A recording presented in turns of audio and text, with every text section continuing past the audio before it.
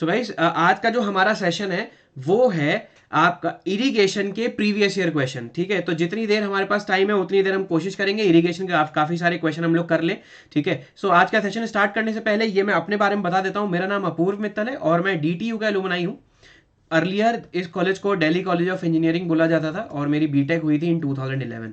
तब से ही मैं स्टूडेंट्स को पढ़ाता हुआ आ रहा हूँ। 8-9 साल का मुझे टीचिंग एक्सपीरियंस है और जो मेरी एक्सपर्टाइज है वो है आरसीसी, स्टील, स्ट्रक्चर और सर्वेइंग। इन सब्जेक्ट्स में मुझे एक्सपर्ट है काफी सालों से। ये बहुत सारी मेजर कोचिंग में मैंने पढ़ाया है, आरसीसी, स्टील, स्ट्रक्चर और सर्वेइंग। खुद भी मैंने कई सारे एग्जाम क्रैक किए हुए हैं। गेट एग्जामिनेशन में जो मेरी बेस्ट रैंक है वो ऑल इंडिया रैंक 124 है। एसएससी जेई में जो मेरी ऑल इंडिया रैंक है वो है 191। तो क्योंकि पहले अटेम्प्ट में ही एसएससी जेई में रैंक आ गई थी तो उसके बाद से फिर मैंने एग्जाम नहीं दिया है। ठीक है, आप अगर अब जो नया रूल आया है उसके हिसाब से आपको अगर मेरी स्पेशल क्लासेस देखनी है तो आपको मेरा रेफरल कोड डालना पड़ेगा। जो मेरी पुरानी स्पेशल क्लासेस है तो मेरा जो रेफरल कोड है वो है guys ASM live. ASM live, ये ध्यान रखिएगा। ठीक है, आगे बढ़ते हैं। अनअकैडमी का अब तक का सफर बहुत ही बढ़िया रहा है और ये वॉच टाइम अब हो गया 7.6 लाख, 7,60,000 मिनट, 7,60,000 तक ये वॉच टाइम पहुंच चुका है। सो डेली डेली कुछ ना कुछ स्टूडेंट्स को अच्छा कंटेंट मिलता है तभी वो देखते हैं और 2000 से भी ज़्यादा फॉलोअर हैं। ठीक है, ये डेडिकेशन ऑलमोस्ट 150 तक पहुंचने वाला है। सो ये बताता है कि आप लोग को कंटेंट पसंद आता है और आप लोग रेगुलरली देखते हैं। ठीक है, सो ये मेरी स्पेशल क्लासेस है। आपका कोई जूनियर अगर सर्वेइंग के बहुत डिटेल में लेक्चर देखना चाहता है या आप में से कोई भी अगर डिटेल लेक्चर देखना चाहता है, ये 43 लेक्चर से जाके देखिए स्पेशल क्लासेस पे। स्टील की 9 क्लासेस हैं स्पेशल, जाके वो भी देखिए, बहुत ही मजेदार क्लासेस हैं। ठीक है, और यूट्यूब पे ये क्लासेस हैं, ये एक बार एक क्लास, ये डेली मैं आप लोगों को बोलता हूँ कि ये क्लास एक बार जरूर देख लीजिएगा एग्जाम में जाने से पहले। ये 22 घंटे की वीडियो है। जितने भी सिविल इंजीनियरिंग के एग्जाम होते हैं उसमें ज्यादातर आरसीसी और बिल्डिंग मटेरियल के क्वेश्चन बहुत पूछे जाते हैं। तो इसलिए मेरा ये सजेशन है कि एक बार आप क्या कहते हैं, ये वीडियो 22 घंटे की है, 2x स्पीड में देख लीजिएगा। विद इन 10 आवर ये फिनिश हो जाएगी। एक एक कोडल प्रोविजन बहुत ही डिटेल में बहुत बढ़िया तरीके से एक्सप्लेन किया गया है। इसी तरीके से बिल्डिंग मटेरियल की ये 23 घंटे की वीडियो है, ये भी एक बार आप जाके देखें, बहुत ही इफेक्टिव वीडियो है ये, एक बार जाके देखो, मजा आ जाएगा। ठीक है, आगे बढ़ते हैं। तो अब से जो रेफरल कोड है, देखिए दोस्तों, जो फीस जब से बढ़ी है, ठीक है, ये मेरा रेफरल कोड है ASM लाइव, ये ध्यान रखिएगा। अगर आप में से कोई भी या आपका कोई नोन, आपका कोई जूनियर अगर अनअकैडमी का सब्सक्रिप्शन लेता है, ये रेफरल कोड जरूर अप्लाई करवाइएगा, ASM लाइव। ठीक है, सो जैसे ही आप ये रेफरल कोड यूज करेंगे आपकी जो भी फीस है वो 10% उसमें इंस्टेंट डिस्काउंट आपको मिल जाएगा। ध्यान रखिएगा, जैसे 3 महीने का जो सब्सक्रिप्शन फीस है 13,750 है, वो आफ्टर डिस्काउंट आप मेरा कोड अप्लाई करने के बाद 12,375 हो जाएगी। ठीक इसी तरीके से हर सब्सक्रिप्शन कोड में, जैसे 24 मंथ की जो फी है वो 44,000, जैसे ही मेरा रेफरल कोड यूज करेंगे ये हो जाएगी 39,600। Clear everyone? सो गाइज आज का सेशन हम लोग स्टार्ट करते हैं, मजेदार सेशन। तो आज का मिनिमम क्वेश्चन हम लोग करेंगे, आज के कम से कम हम लोग क्वेश्चन करेंगे गाइज 30 तो करेंगे ही करेंगे, और अगर टाइम मिला तो ये 30 से 50 तक इंक्रीज कर देंगे। ठीक है, तो ये बहुत ही बढ़िया क्वेश्चन है इरिगेशन के, खास तौर से उन स्टूडेंट के लिए जो यूपीपीएससी ए के लिए प्रिपेयर कर रहे हैं, क्योंकि इसका वेटेज इस बार बहुत होने वाला है। इरिगेशन हाइड्रोलॉजी, इसके क्वेश्चन देखिएगा आप लोग, इरिगेशन हाइड्रोलॉजी और ओपन चैनल के, इरिगेशन हाइड्रोलॉजी और OCF के, ये जाके एक बार आज देखिएगा यार। अब जब भी आप एग्जाम देंगे ना, इन तीनों का, आज का मैं आपको ये सेशन में कह रहा हूं, इन तीनों का आप वेटेज देखिएगा, आप अब सच में कहेंगे कि हाँ सर आप सही कह रहे थे। ठीक है, सो इन तीनों सब्जेक्ट से मुझे एक्सपेक्टेड है अराउंड 30 क्वेश्चन, मुझे एक्सपेक्टेड है इन तीनों सब्जेक्ट से। छोटे छोटे सब्जेक्ट है, जल्दी किए जा सकते हैं, 30 क्वेश्चन आपको बहुत एज देंगे। ठीक है, आगे बढ़ते हैं गाइस, और आज का पहला क्वेश्चन हम आपके सामने रखते हैं। फटाफट पढ़िए और इसका आंसर आप लोग को कमेंट में करना है। ठीक है, कमेंट में करना है, फटाफट करना है। ठीक है, चलिए पढ़िए। Silt ejectors are provided as a, ठीक है, एक्सट्रैक्टिंग डिवाइस ऑन। ठीक है, सिल्ट इजेक्टर्स होते हैं हमारे पास जो क्या करते हैं, सिल्ट को एक्सट्रैक्ट करते हैं। ठीक है, ताकि आपके कैनाल में सिल्ट ना जा पाए। ठीक है, तो ये कहां पढ़ देते हैं, पहले आप ये देखिए, down stream of the canal head regulator, upstream of canal head regulator, down stream of spillways, upstream of the spillways. फटाफट आंसर करिए, कमेंट में आंसर करिए फटाफट आप लोग।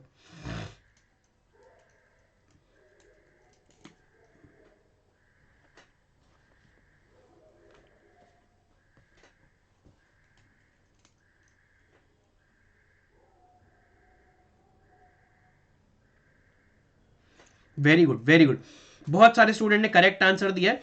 The correct answer is a. ध्यान रखिएगा, देखो सिल्ट इजेक्टर्स जो आपके होते हैं, ठीक है, सिल्ट इजेक्टर होते हैं या फिर सिल्ट एक्सट्रैक्टर जो होते हैं, आप क्या करते हैं, जैसे फॉर एग्जांपल ये हेड रेगुलेटर है कैनाल में, ये हेड रेगुलेटर है, ठीक है। जो सिल्ट, 1 सेकंड का टाइम नहीं होता ना उसमें, अब मिनिमम 40 सेकंड का टाइम हो गया उसमें, ठीक है, इसीलिए मैं पोल नहीं दे रहा हूं, क्योंकि इसमें टाइम कंज्यूमिंग बहुत है। आप देखो ना, ऐसे भी ठीक है, जैसे ही आपने क्या किया यहां पर, आप जैसे ये कैनाल है, मेन कैनाल आपकी है, ठीक है, कैनाल में हेड रेगुलेटर होता है, ठीक है। जो भी सिल्ट आपकी ट्रेवल करके आ गई है वो आगे ना जाए, तो इसलिए हम क्या करते हैं, down stream of the canal पर हम यहां पर क्या करते हैं, सिल्ट एक्सट्रैक्टर लगाते हैं, सिल्ट एक्सट्रैक्टर, ठीक है। और सिल्ट एक्सट्रैक्टर एक्सट्रैक्टर क्या करता है, डाउन स्ट्रीम में से सिल्ट को रिमूव कर देता है, ठीक है। तो हेड रेगुलेटर के डाउन स्ट्रीम पे हम लोग सिल्ट एक्सट्रैक्टर लगाते हैं, तो ये वो वाली सिल्ट एक्सट्रैक्ट होती है जो ट्रैवल करके आगे, खूब ट्रैवल करके कैनाल में आई है, और हेड रेगुलेटर से आगे भी ट्रैवल करके यहां से रिमूव हो जाएगी, ठीक है। So the correct answer is down stream of canal of head regulator, option A will be the correct answer. आगे बढ़े, आई होप याद हो गया होगा, सिल्ट इजेक्टर या silt extractor down stream of the head regulator, ये कई बार आया हुआ क्वेश्चन है। तो जिन स्टूडेंट को ये आंसर नहीं पता था उन्हें क्या करना है, अपने कमेंट, अपने कॉपी में सिर्फ इतना लिखना है, सिल्ट एक्सट्रैक्टर, सिल्ट एक्सट्रैक्टर, और सिर्फ इतना लिख देना है, down stream of head regulator, बस इतना लिख देना है। आगे बढ़ते हैं, next question, the sensitivity of rigid module is, क्या करेक्ट आंसर होगा, फटाफट इसका करेक्ट आंसर बताइए। The sensitivity of rigid module is, क्या करेक्ट आंसर होगा, नहीं नहीं, ए आंसर करेक्ट नहीं है, कल ही बताया था, रिजिड मॉड्यूल क्या होता है,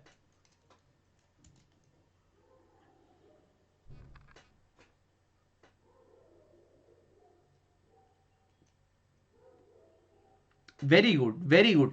देखो अब देखो, कई सारे स्टूडेंट ने इसका करेक्ट आंसर नहीं दिया है, ठीक है, वेरी गुड। करेक्ट आंसर क्या है इसका, सी आंसर करेक्ट है। देखो सेंसिटिविटी कल मैंने बताया था क्या होता है, it is defined as the rate of change of discharge, ठीक है, to the rate of change of the depth in the distributary.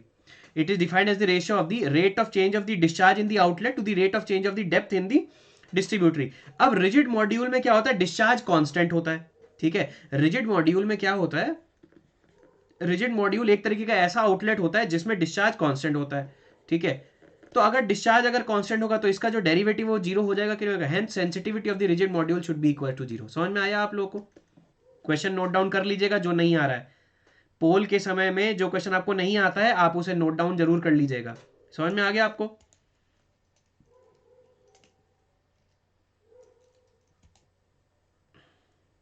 Correct. आगे बढ़े, आगे बढ़े गाइस, चलो बढ़िया, आगे बढ़ते हैं। आई होप सेकंड क्वेश्चन भी समझ में आ गया होगा। नेक्स्ट क्वेश्चन की तरफ बढ़ते हैं। For medium silt whose average grain size is 0.16 mm, Lacey silt factor is likely to be. बहुत ही बढ़िया क्वेश्चन है, करेक्ट इसका आंसर बताइए आप लोग, जल्दी से कमेंट में इसका आंसर बताइए क्या हो सकता है।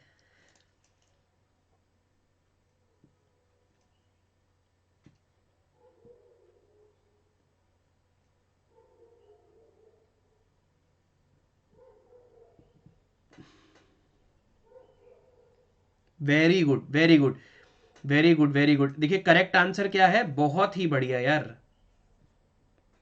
ताबड़तोड़ आंसर दे रहे हो यार आप लोग, very good. The correct answer is C, C for Calcutta is the correct answer. बहुत ही बढ़िया यार, बहुत ही बढ़िया, C is the correct answer. कैसे निकाला, कल ही मैंने आपको बताया था, सिल्ट फैक्टर जो आपका होता है, Lacey silt factor is equal to 1.76 under root of D, और ये जो diameter of the soil grain होता है एमएम में होता है, ठीक है। अभी कितना है, 0.16 है, देखो क्या हो गया correct answer, 1.76 under root of D की वैल्यू कितनी है, 0.16 है, ठीक है। अब देखो ये कहीं ना कहीं 4 का स्क्वायर दिख रहा है कि नहीं दिख रहा है, तो इसका जो करेक्ट आंसर हो जाएगा वो कितना हो जाएगा, 0.16 under root 1.76, the correct answer will be 0.76 आएगा आपका।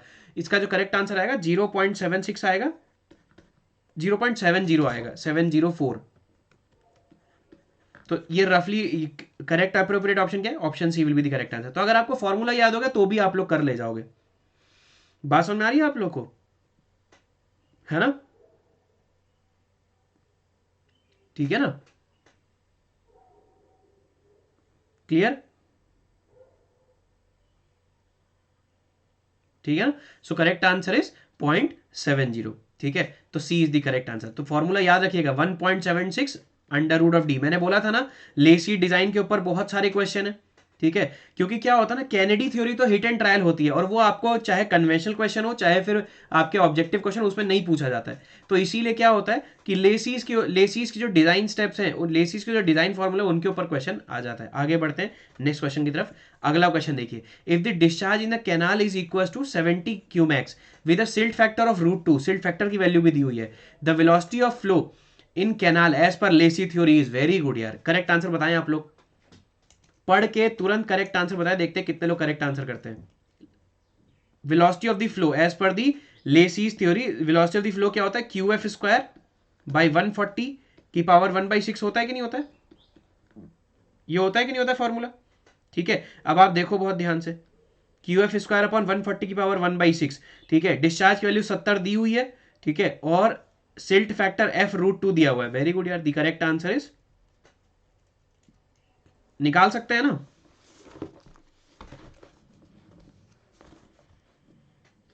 निकाल सकते हैं, बिल्कुल आसान है।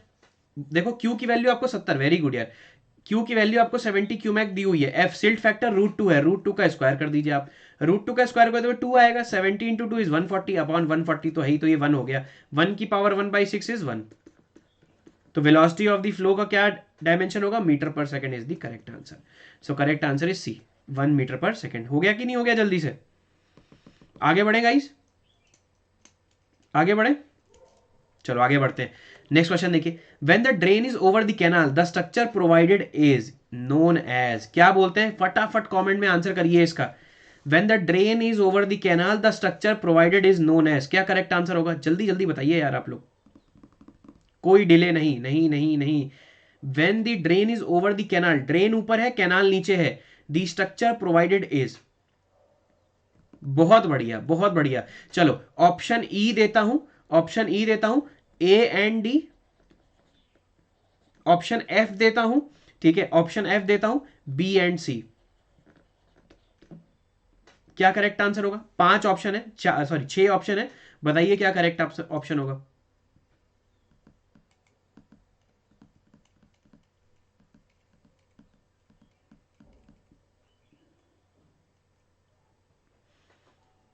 अरे बहुत बढ़िया प्रवीण यार, बहुत ही बढ़िया, करेक्ट आंसर निकाल रहे हैं आप, वेरी गुड, बहुत बढ़िया। चलो इसके ऊपर मैं आप लोगों को बता देता हूँ, 90% स्टूडेंट को जब भी मैं क्लासरूम में ये पढ़ाता था, बहुत सारे स्टूडेंट को इसमें डाउट रहता था, तो मैं आपको आज क्लियर कर देता हूँ, ठीक है। देखो कभी आप लोगों ने ऐसा स्ट्रक्चर देखा होगा कि नीचे से नदी जा रही है, ऊपर क्या ना, मैं आपको दिखाई देता हूँ, एक्वाडक्ट की फोटो दिखा देता हूँ तो आपको हमेशा याद रहेगा, ठीक है।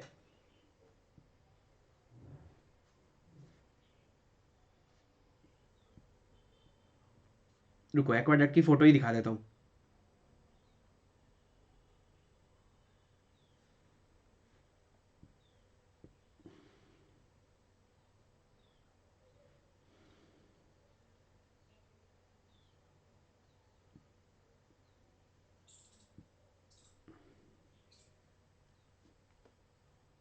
ये देखिए, दिख रहा है आपको फोन में, नीचे देखो, नीचे ड्रेन जा रही है, ऊपर ये ब्रिज जैसा स्ट्रक्चर है, इसमें मान लो कैनाल जा रही है, ठीक है। तो कभी भी अगर कैनाल ऊपर होती है और आपका ब्रिज नीचे हो, मतलब ड्रेन नीचे है, आपने देखा ना इसमें, when ever the canal is above and the drain is below, अब आप देखो किसी भी हालत में, मुझे नहीं लगता, यहां पर देखिए ड्रेन में कितना, कैनाल ड्रेन में कितना भी पानी आ जाए वो कैनाल के बेड से हमेशा नीचे ही रहेगी। दिख रहा है, ऊपर वाली कैनाल देखिए, ऊपर कैनाल देख रहे हैं आप, इसमें कितना भी पानी आ जाए ड्रेन में, हमेशा ये कैनाल के बेड से नीचे ही रहेगी। तो अगर ऐसा होता है, this type of structure is known as aqueduct, aqueduct. For example जैसे ये कैनाल है, ये ऊपर है, ठीक है, कैनाल ऊपर है और यहां पर आपने क्या बना रखा है, ये नीचे ड्रेन जा रही है आपकी, और जो हाईएस्ट फ्लड लेवल है ड्रेन में, ठीक है, वो कैनाल बेड से क्या है, ये कैनाल है, ये क्रॉस सेक्शन है कैनाल का, ठीक है, कैनाल का जो बेड है हमेशा ऊपर रहेगा highest flood level of the drain से, तो ऐसे स्ट्रक्चर को हम लोग बोलते हैं एक्वाडक्ट, ठीक है। और अगर हाईएस्ट फ्लड लेवल कैनाल के बेड से ऊपर आता है, ठीक है, तो इस ऐसे स्ट्रक्चर को हम लोग बोलते हैं साइफन एक्वाडक्ट, साइफन एक्वेडक्ट। समझ में आया? समझ में आ गया? अब रिवर्स देखते हैं। रिवर्स में क्या होता है कि कैनाल नीचे है, ड्रेन ऊपर है। ठीक है, इसे सिंप्लीफाइड में मैं ऐसे समझा देता हूं, कैनाल ऊपर, ठीक है, और ड्रेन नीचे। ठीक है, और जो बेड है कैनाल का वो ऊपर है, highest flood level of the drain से, तो ऐसे स्ट्रक्चर को हम एक्वाडक्ट बोलते हैं। ठीक है, और अगर कैनाल ऊपर है और ड्रेन नीचे है, ठीक है, बेड ऑफ कैनाल जो है वो हाईएस्ट फ्लड लेवल से कहीं ना कहीं नीचे है, तो ऐसे को हम बोलते हैं साइफन एक्वाडक्ट। साइफन इसलिए लगा देते हैं क्योंकि इस कंडीशन में जो वाटर फ्लो करता है साइफन मैकेनिज्म से करता है, साइफन एक्वाडक्ट। ठीक है, दो पार्ट समझ में आ गए। फिर थर्ड केस क्या होता है, ड्रेन ऊपर और, एक मिनट सुनिए, ड्रेन ऊपर कैनाल नीचे। ठीक है, और ड्रेन ऊपर कैनाल नीचे, और ड्रेन का जो बेड है, बेड ऑफ ड्रेन हमेशा कैनाल के हाईएस्ट हाईएस्ट लेवल से, ठीक है, हाईएस्ट लेवल से आपका क्या होगा, फुल सप्लाई लेवल से हमेशा ऊपर होगा। Bed of the drain is above the full supply level of the canal, ऐसे स्ट्रक्चर को बोलते हैं सुपर पैसेज, सुपर पैसेज। और ठीक है, ड्रेन ऊपर कैनाल नीचे, और बेड ऑफ ड्रेन जो आपका है, बेड ऑफ ड्रेन क्या है, कैनाल, कैनाल के फुल सप्लाई लेवल से नीचे है, तो ऐसे स्ट्रक्चर को हम लोग बोलते हैं कैनाल साइफन, या सिर्फ साइफन बोल दीजिए, एक ही बात है, कैनाल साइफन, या सिर्फ साइफन बोल दीजिए। तो ये चार होते हैं। अब इस क्वेश्चन में देखो एक चीज नहीं दी गई है, ठीक है, ड्रेन ऊपर है ये तो आपको बोला है, कैनाल नीचे है ये आपको बोला हुआ है, ड्रेन आपका ऊपर है और कैनाल आपका नीचे है। ये नहीं दिया गया है कि जो ड्रेन का बेड है वो कैनाल के फुल सप्लाई लेवल से ऊपर है कि नीचे है। बात समझ रहे हैं आप लोग? ये नहीं दिया गया है कि ड्रेन का बेड कैनाल के फुल सप्लाई लेवल से ऊपर है कि नीचे है। तो इसीलिए मोस्ट एप्रोप्रिएट जो आंसर होगा वो क्या होगा, कैनाल साइफन भी होगा, सुपर पैसेज भी होगा। तो इसीलिए ऑप्शन एफ ज्यादा एप्रोप्रिएट है। बट क्योंकि ये मतलब स्टेट सर्विस का क्वेश्चन है, मल्टीपल सेलेक्ट क्वेश्चन नहीं है, तो इसीलिए हम क्या कर देंगे, हम हमेशा ये मान के चलते हैं कि ड्रेन का जो बेड है वो हमेशा कैनाल के फुल सप्लाई लेवल से ऊपर ही होगा। तो इसीलिए मोस्ट अप्रोप्रिएट आंसर क्या कर दूंगा मैं, अगर चार ही ऑप्शन है ए बी सी डी, तो मोस्ट अप्रोप्रिएट क्या होगा, B for Bombay, is B for Bombay. समझ में आया आप लोग को? इस क्वेश्चन में कोई डाउट तो नहीं है? आई होप सारे डाउट क्लियर हो गए होंगे। डी सही होगा। डी क्यों सही होगा यार? साइफन एक्वाड्रेट क्या होता है, देखो अभी मैंने आपको बताया, जिसमें कैनाल ऊपर होती है ड्रेन नीचे होता है। यहां पर तो ड्रेन ऊपर है ना, when drain is over the canal. नहीं समझ में आया आप लोग को? आदित्य ये समझ में आया ना, ड्रेन ऊपर है और कैनाल आपका क्या है, समझ में आ गया ना? ये लिख लो फटाफट, ये लिख लो, लिख लो, ये आएगा क्वेश्चन, बहुत इंपॉर्टेंट है ऐसे क्वेश्चन।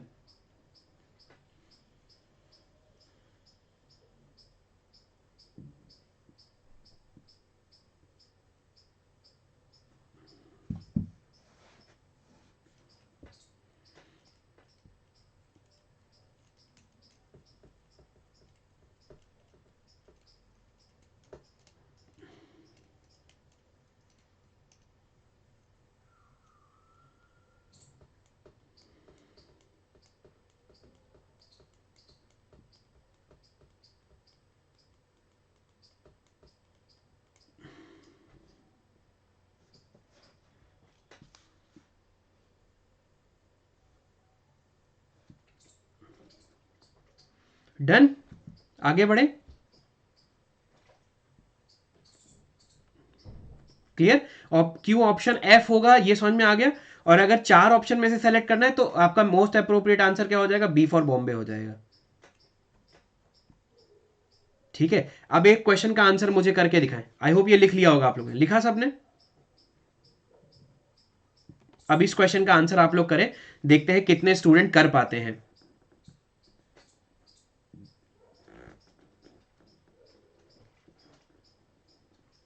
बस 2 मिनट दें, ये बना लेता हूँ।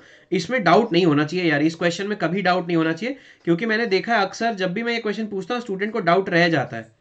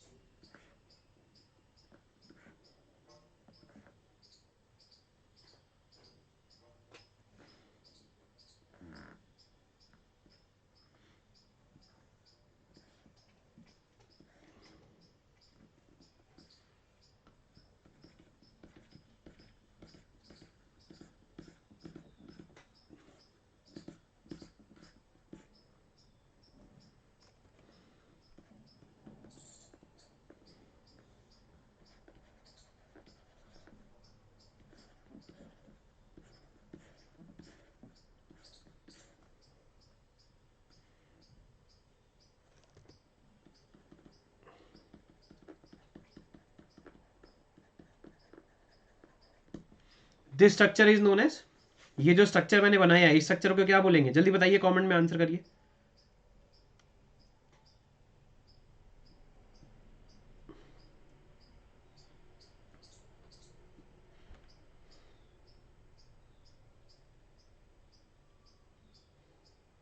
नहीं नहीं नहीं, यही तो गलती कर दी आपने। इस डायग्राम को देखें और इस वाली स्लाइड को देखें। वेरी गुड यार, वेरी गुड वेरी गुड। पहले आपने क्या किया, पहला क्राइटेरिया क्या है, आपने देखा ड्रेन ऊपर है कैनाल ऊपर है, आपने फटाफट आप ये देखा ड्रेन ऊपर है कैनाल नीचे है। एक चीज समझ में आ गई, ड्रेन ऊपर कैनाल नीचे, एक चीज समझ में आ गई। तो ड्रेन ऊपर है कैनाल नीचे है, तो मतलब या तो सुपर पैसेज होगा या फिर कैनाल साइफन होगा या फिर सिर्फ साइफन बोल सकते हैं। ठीक है। दूसरी चीज आपने देखी बेड ऑफ ड्रेन कहाँ है, जो चीज ऊपर होती है उसका बेड देखते हैं, ड्रेन का बेड, ड्रेन का बेड ये है। क्या कैनाल के फुल सप्लाई लेवल से ये ऊपर है नीचे, ये नीचे है, तो कौन सा केस हो गया, ये केस हो गया case number 4। Bed of the drain नीचे है कैनाल के फुल सप्लाई लेवल से, तो ये क्या हो गया, this will B siphon, this will B siphon. तो इस स्ट्रक्चर को हम क्या बोलेंगे, अब देखो क्योंकि इसमें हम लोग क्या करते हैं डिप्रेशन वगैरह देते हैं, तो ये क्या है, ये साइफन फिनोमेना होता है, इसकी वजह से ही फ्लो कर रहा है। बात समझ में आया आप लोग को? ठीक है। सो इसको हम क्या बोलेंगे, this structure is known as the canal siphon. अब याद हो गई ना सारी चीजें, कैसे आपको देखना है। अब जैसे इंजीनियरिंग सर्विसेज के इसके ऊपर क्वेश्चन कैसे आया था, इसका आरएल दिया हुआ था, ये डायग्राम बनाया हुआ था, मतलब डायग्राम ऐसे नहीं बनाया था, ये आरएल दिया हुआ था, आरएल ऑफ ड्रेन इज 110। ठीक है। Full supply level of drain is nothing but 125। तो और आपसे पूछा है बताइए क्या होगा, बेड ऑफ द ड्रेन दिया हुआ है, ठीक है, full supply level of the canal आपको दिया हुआ है। ठीक है, तो क्या होगा करेक्ट आंसर, क्योंकि देखिए और कैनाल और ड्रेन के बारे में भी दिया हुआ था, तो ये क्या हो जाएगा, कैनाल साइफन हो जाएगा कि नहीं हो जाएगा। अगर मैं आरएल दे दूं, इसको सर्वेइंग से रिलेट कर दूं, तो भी निकाल लेंगे आप लोग आंसर। अरे बूझे कि नहीं बूझे भाई, इसमें मैंने इतना टाइम इसलिए दिया है कि नेक्स्ट टाइम से कभी आप गलती ना करें, इसमें सारी चीज समझ में आई। ऐसे क्वेश्चन तभी 2 बार और आएंगे, देखते हैं आप कितना करते हैं सही।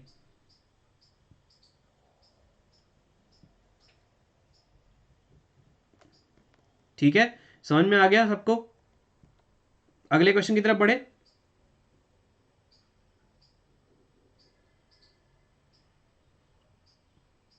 ठीक है, आगे बढ़िए। For low navigation dam the type of get used is, इसका करेक्ट आंसर आप लोग बताएं मुझे।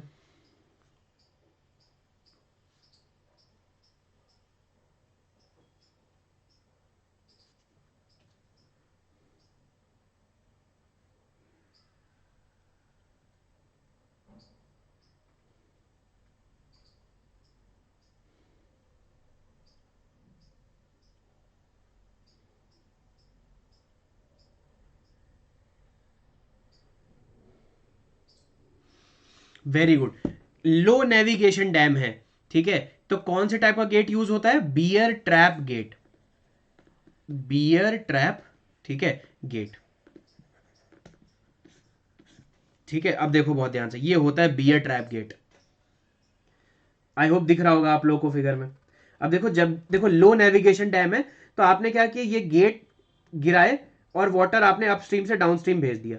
ठीक है, तो जब भी कभी लो नेविगेशन डैम होते हैं हम क्या करते हैं, बियर ट्रैप गेट यूज करते हैं।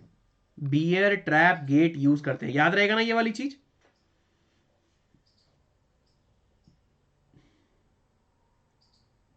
Clear everyone? ठीक है ना, your correct answer will be B for Bombay, bear trap gate. Option B will be the correct answer. आगे बढ़े, ठीक है, आगे बढ़ते हैं, नेक्स्ट क्वेश्चन की तरफ बढ़ते हैं, देखते हैं इसका क्या करेक्ट आंसर होगा। According to Khosla's theory the critical hydraulic gradient for alluvial soil is equal to, according to Khosla theory critical hydraulic gradient for alluvial soil, ठीक है, ये ध्यान रखिएगा, alluvial soil is equal to, correct answer बताइए फटाफट। According to Khosla theory the critical hydraulic gradient for alluvial soil is equal to 1, 1.5, 2, 2.5, क्या correct answer होगा, जल्दी बताइए।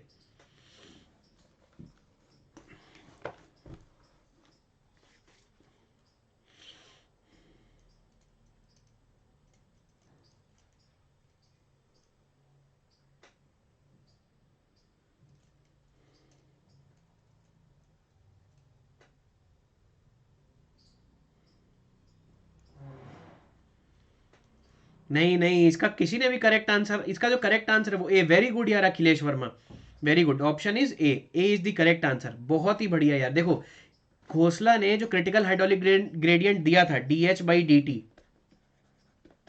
ठीक है, वो क्या होता है, that is equal to G minus one into one minus N, या फिर इसको हम ऐसे भी लिख सकते हैं G minus one upon one plus E, ये होता है कि नहीं होता है। ठीक है, और अगर आप देखेंगे 1 - n is equal to 1/1 + e होता है, ये ध्यान रखिएगा, ये भी शॉर्टकट होता है। कभी अगर आपको वॉइड रेशियो दिया हो और पोरोसिटी पूछी हो, अब देखो एलुवियल सॉइल के लिए क्या होता है, alluvial soils are inorganic nature, alluvial soil is inorganic nature, G की वैल्यू होती है 2.65, ठीक है, और पोरोसिटी उनकी जनरली होती है 0.40। अब अगर ये वैल्यू आप यहां पर पुट करेंगे, देखो क्या आंसर आ जाएगा, 2.65 - 1, तो 1.65 हो गया, 1 - 0.40, इसका मतलब अगर आप 1.65 का 60% लेते हैं 0.60, दिस विल बी रफली अराउंड 1 आ जाएगा ये। तो according to Khosla's theory the critical hydraulic gradient is nothing but 1, option A is the correct answer.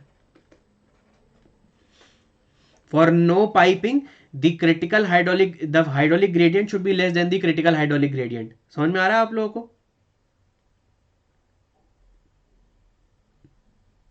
Clear everyone? आगे बढ़े, आई होप समझ में आ गया होगा ये क्वेश्चन। आगे बढ़ते, नेक्स्ट क्वेश्चन का करेक्ट आंसर दिए, outlet duty in case of canal irrigation, outlet duty, ठीक है, कल मैंने बताया था ये चीज आप लोग को, क्या क्या बताया था इसमें, कि पहले मैंने आप लोग को एक चीज बताई थी, नहीं नहीं, बहुत सोच समझ के आंसर करिए, देखिए बहुत ही सोच समझ के आंसर करिए, क्या करेक्ट आंसर होगा।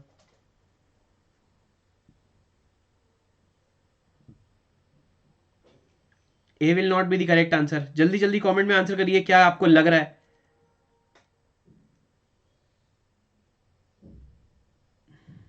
वेरी गुड यार, very good, D is the correct answer, बहुत ही बढ़िया। देखो इसको फिर से समझा देता हूं मैं, कल ही मैंने रटवाया था आप लोग को ये चीज, ठीक है, कि ये आपकी मेन कैनाल है,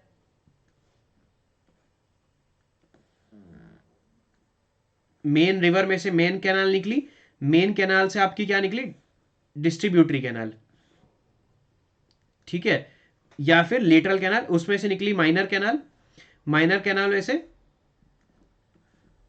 फिर ये वाटर कोर्स, फिर यहां पर फील्ड, ठीक है, सॉरी, देखो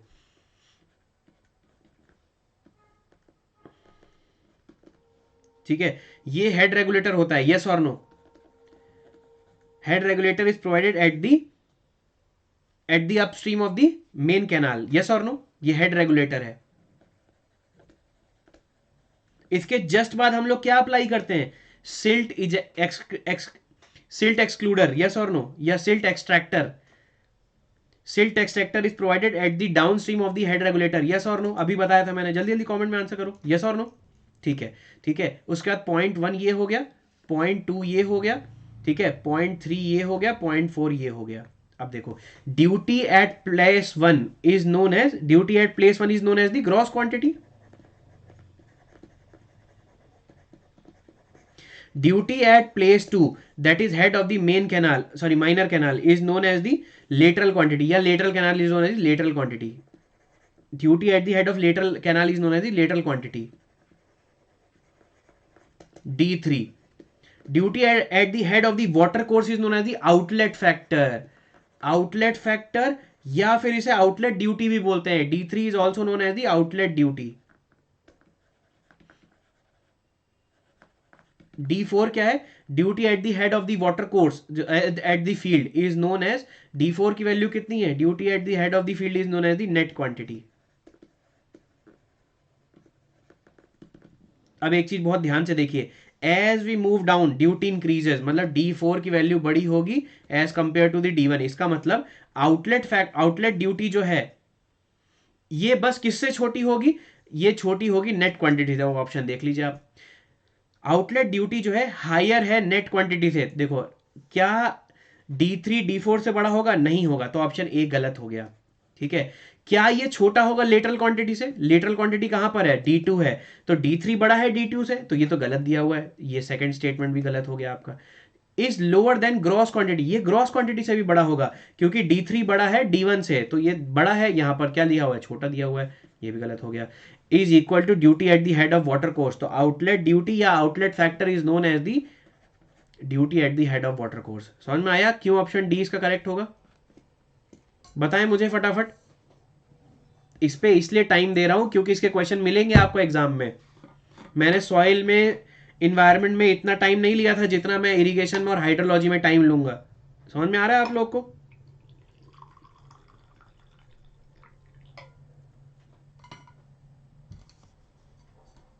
बताइए भाई, समझ में आया.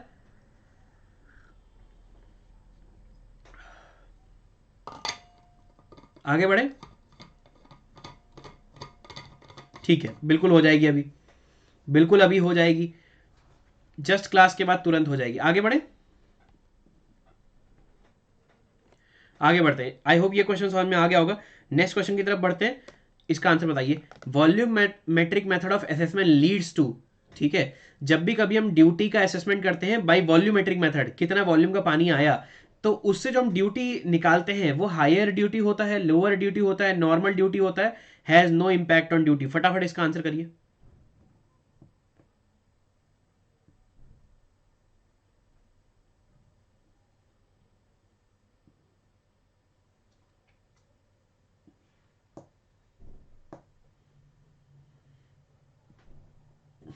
बस एक ही स्टूडेंट ने आंसर किया. दिल से क्या आवाज आ रही है फटाफट कमेंट सेक्शन में लिखिए.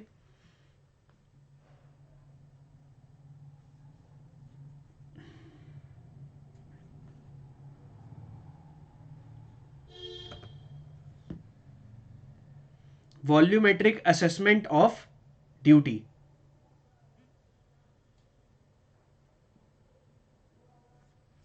चलिए, इसका जो करेक्ट आंसर है लोअर ड्यूटी आता है. ठीक है, एक होता है डिस्चार्ज मेथड ऑफ असेसमेंट, एक वॉल्यूमेट्रिक मेथड ऑफ असेसमेंट. देखो, डिस्चार्ज मेथड ऑफ असेसमेंट से जो भी हम ड्यूटी निकालते हैं वो हायर आती है. मतलब क्या होगा कि ड्यूटी का मतलब क्या होता है, पहले तो आप ये देखिए. ठीक है, कितना डिस्चार्ज मैं दूं टिल द बेस पीरियड, ठीक है, तो कितना एरिया इरिगेट हो पाएगा, तो area that is irrigated by the cumec discharge. ठीक है, एक होता है वॉल्यूमेट्रिक, मतलब इतने वॉल्यूम का अगर मैं पानी दूंगा तो कितना एरिया इरिगेट हो पाएगा. ठीक है, सो हमेशा वॉल्यूमेट्रिक मेथड कम ड्यूटी देता है, ये ध्यान रखिएगा, लोअर ड्यूटी. तो आप अपनी कॉपी में कैसे लिख सकते हैं, volumetric method of assessment leads to lower value of duty, lower duty. ठीक है, तो वॉल्यूमेट्रिक मेथड ऐसे लिख लीजिएगा, वॉल्यूमेट्रिक मेथड और लोअर ड्यूटी. क्लियर, याद रहेगी ये वाली चीज. आगे बढ़े, अगले क्वेश्चन का आंसर किसी का गलत नहीं होना चाहिए. फटाफट इसका आंसर बताइए. वेरी गुड यार, वेरी गुड यार राजेश, बहुत ही उम्दा. सबको समझ में आया क्यों इसका करेक्ट आंसर सी होगा.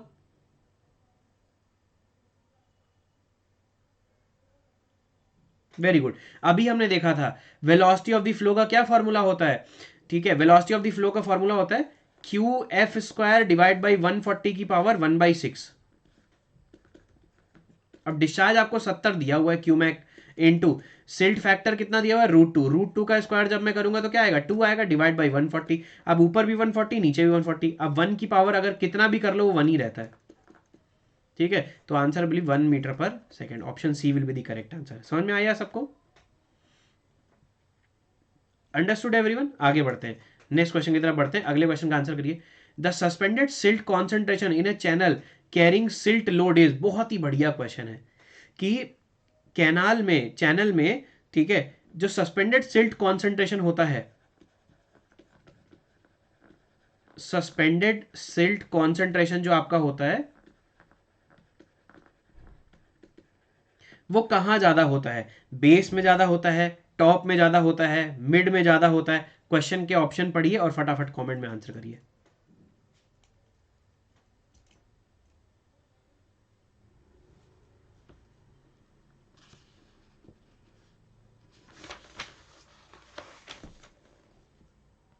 फटाफट आंसर करो यार, इसमें डिले नहीं होना चाहिए।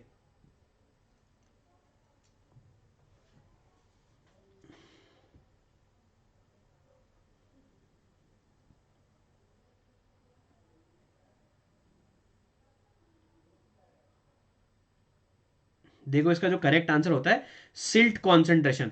देखो सिल्ट वहां पर ज्यादा आपको मिलेगी जहां पर वेलोसिटी कम होगी। नहीं समझ में आया आपको? सिल्ट आपको, सिल्ट आपको वहां पर ज्यादा मिलेगी जहां पर वेलोसिटी कम होगी। ठीक है, अगर मैं बॉटम में नो स्लिप कंडीशन मानूं, ठीक है, ये बॉटम ऑफ द कैनाल, यहां पर अगर मैं नो सिल्ट कंडीशन मानूं, ठीक है, सो आपको क्या होता है as compare to the top, as compare to the top, bottom में आपका क्या होता है, बॉटम में आपकी ज्यादा सिल्ट मिलती है। ये ध्यान रखिएगा आप लोग। ठीक है, बॉटम में आपकी ज्यादा सिल्ट मिलती है। तो इसका अगर मैं एक्यूरेट डायग्राम बनाऊं तो ये ऐसा बनता है। तो ये देखिए ये सिल्ट कॉन्सेंट्रेशन है, टॉप में बहुत कम, ठीक है, फिर उसके बाद यहां पर देखिए बहुत हाई। तो बॉटम में सिल्ट कॉन्सेंट्रेशन ज्यादा होता है as compare to the top. क्यों? क्योंकि वेलोसिटी यहां पर बहुत कम होती है, सिल्ट सेटल्स। ठीक है, सो ऑप्शन देख लीजिए। लोअर एट बॉटम, ये तो गलत ही हो गया। Higher at bottom layer than upper layer, हाँ बिल्कुल सही है। यूनिफॉर्म इन बॉटम, नहीं गलत है। Lower in upper and bottom, upper में तो बहुत ही कम होती है, बट हायर इन मिडिल नहीं, ये गलत हो गया। जो correct option will be B for Bombay. समझ में आया? तो बॉटम में मोर और टॉप में कम, मिनिमम। समझ में आ गया सबको? याद रखिएगा ये चीज, ध्यान रखिएगा,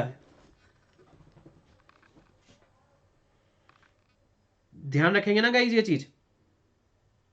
चलो आगे बढ़ते हैं, अगले क्वेश्चन की तरफ बढ़ते हैं, देखते हैं अगला क्वेश्चन का करेक्ट आंसर कितने सारे स्टूडेंट देते हैं।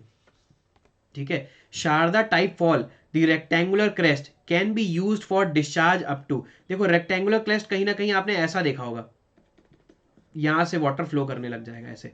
तो रेक्टेंगुलर क्रेस्ट है, ठीक है, it is used for discharge up to, what is the discharge, maximum discharge that can be permitted from the rectangular crest?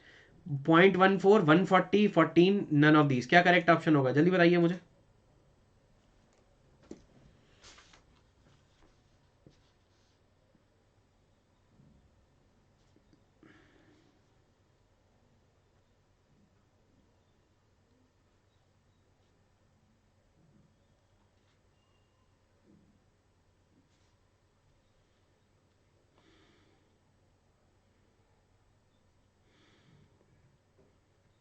देखो इसके मैं इमेज दिखा देता हूं, हमेशा के लिए याद हो जाएगा आपको।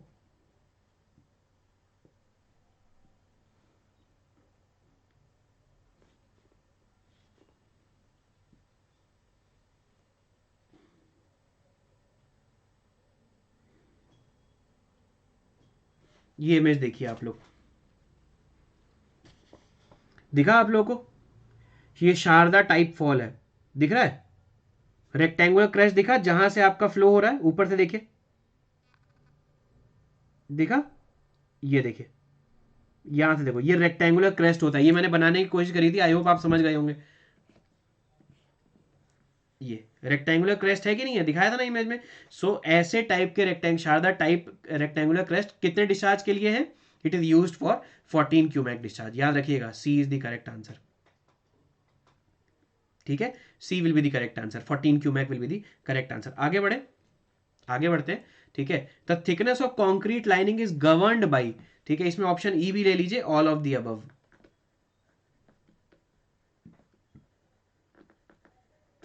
The thickness of concrete lining is governed by requirement of imperviousness, ठीक है, requirement of imperviousness and structural strength, capacity of canal, slope of bank of canal, या all of the above। क्या करेक्ट आंसर होगा?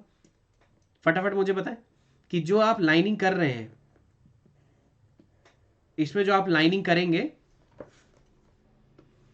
उसका M क्या होता है, मतलब कितनी थिकनेस की लाइनिंग करेंगे, थिकनेस का एम क्या होगा, ये आप मुझे बताएं। जैसे ये आपने थिकनेस दे दी इतनी,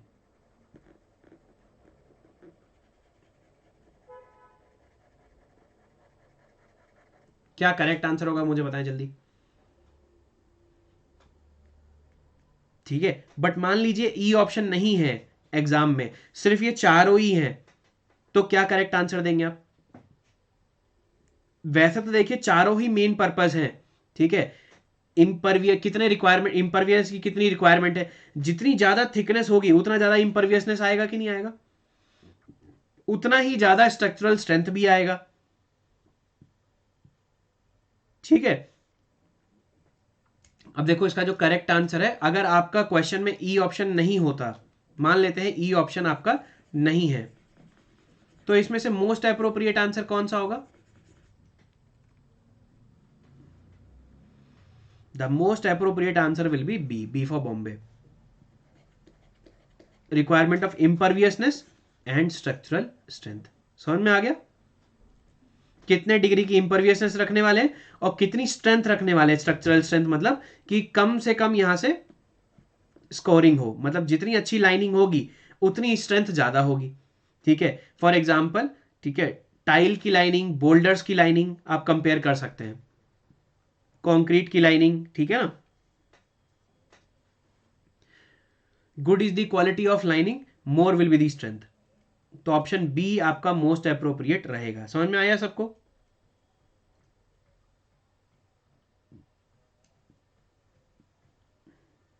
ठीक है, आगे बढ़ते हैं, according to Khosla's theory, the under mining है ये, पाइनिंग नहीं है, अंडर माइनिंग है ये, of the floor starts from, according to Khosla theory the undermining of the floor starts from, कहां से स्टार्ट होती है? Starting point, tail end, intermediate point, tail, edge of foundation bed. क्या करेक्ट आंसर होगा इसका?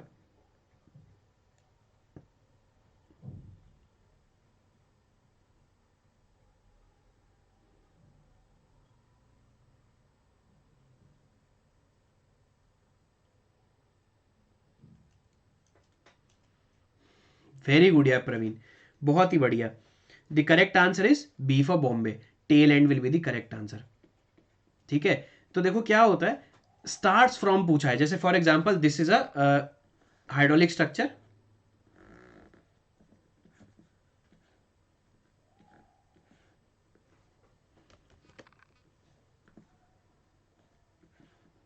ये एक हाइड्रोलिक स्ट्रक्चर है,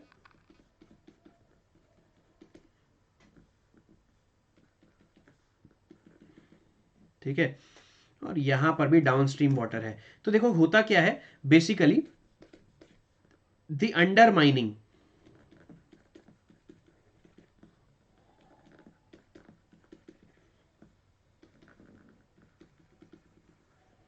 ये पूरा एक पैसेज बन गया, ये वाला, यहां से ये पूरा ब्लू वाले के अंदर पूरा वाटर फ्लो करेगा।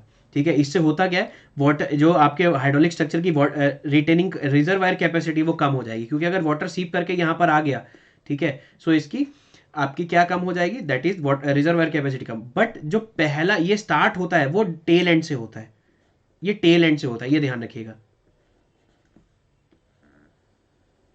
ऐसे it start from the tail end, ये ध्यान रखिएगा। ठीक है, so according to the undermining of the floor start from the tail end. ठीक है, आगे बढ़े। According to Khosla the critical hydraulic gradient for alluvial soil is approximately equal to, 1 2 3 4 correct option दे दिए, क्या करेक्ट आंसर होगा? ए, अभी देखा था हमने एलुवियल सॉइल के लिए what is the porosity for alluvial soil, that is equal to, अभी देखा था हमने 0.4, वेरी गुड 0.40, बहुत ही बढ़िया, याद हो गया कि नहीं हो गया? क्रिटिकल हाइड्रोलिक ग्रेडियंट आपका जो है आईसीजी, वैसे तो जी माइनस 1/1 प्लस ई से भी निकाल सकते हैं, या फिर G minus 1 into 1 minus N porosity. ठीक है, तो 0.4 यहां रख दीजिए, 2.65 यहां पर रख दीजिए, you will get the answer, G is equal to 2.65। ठीक है ना, आगे बढ़े गाइस।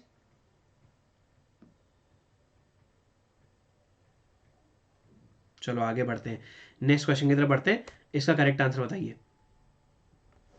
ये क्वेश्चन भी बहुत इंपॉर्टेंट है, पढ़िए इस क्वेश्चन को, इसका आंसर निकालते हैं हम लोग। पढ़ो इस क्वेश्चन को, इसका आंसर बताइए क्या होगा।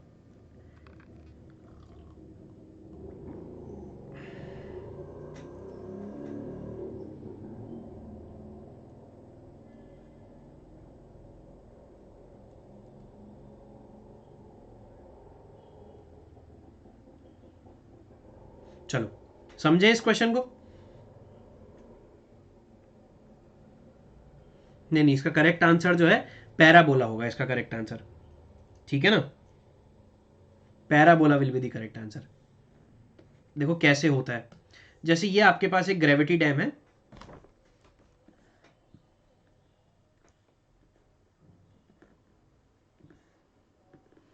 This is a gravity dam. ठीक है ना, अब देखो ये आपका क्या है, वाटर लेवल है। ठीक है, जब आपका हाइड्रोडायनेमिक, हम क्या करते हैं जब हम अर्थक्वेक का इफेक्ट नहीं लेते हैं, तो यहां वाला जो वाटर है वो हाइड्रोस्टैटिक प्रेशर लगाएगा, hydrostatic pressure in the sense ऐसे।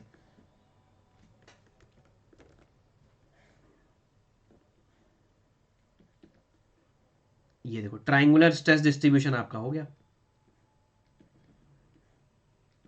बट जब भी हम कभी अर्थक्वेक का भी इफेक्ट लेते हैं, दिस कन्वर्ट्स इनटू पैराबोलिक। देखो कैसे कन्वर्ट हो जाएगा ये देखते हैं अभी हम।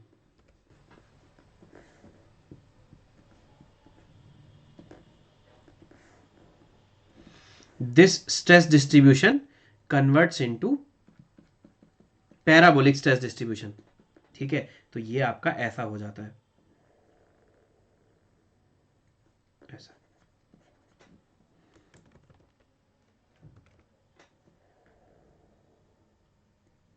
ऐसा हो गया पैराबोलिक।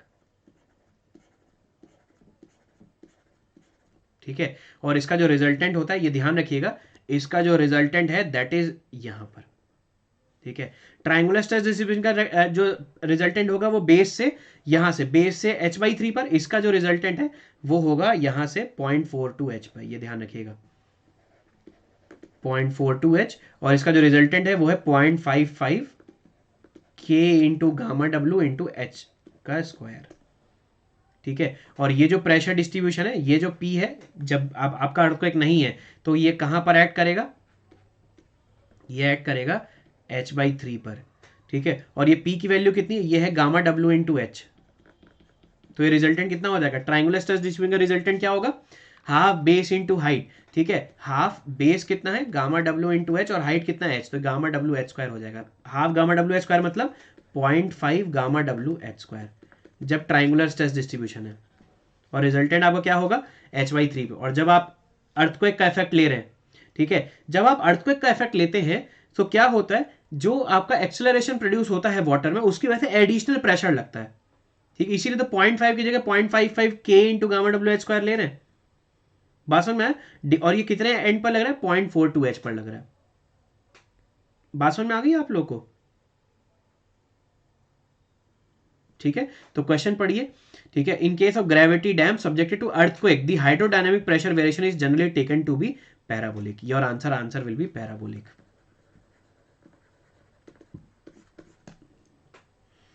बात समझ में आया आप लोगों को?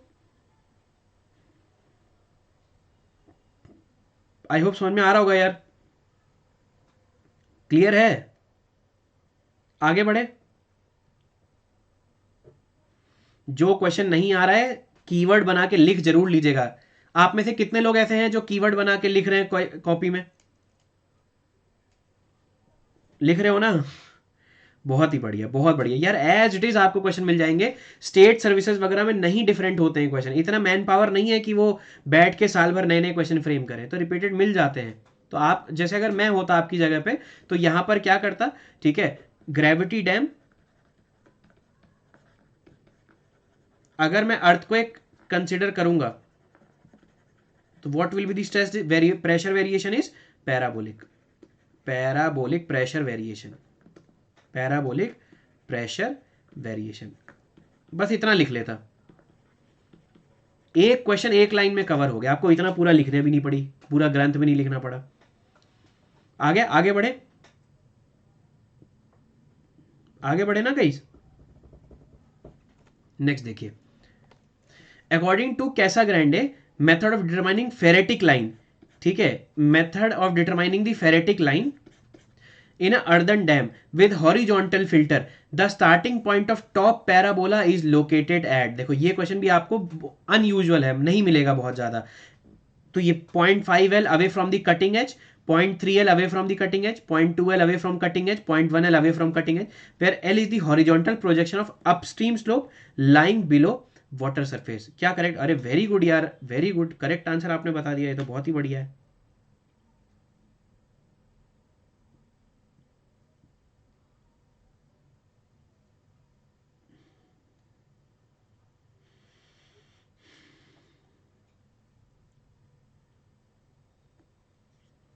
चलो देखो, जिन स्टूडेंट को नहीं आता है, हम फेरेटिक लाइन ड्रॉ करते हैं, ठीक है, ठीक है। देखो जैसे ये है, ये आपका डैम है,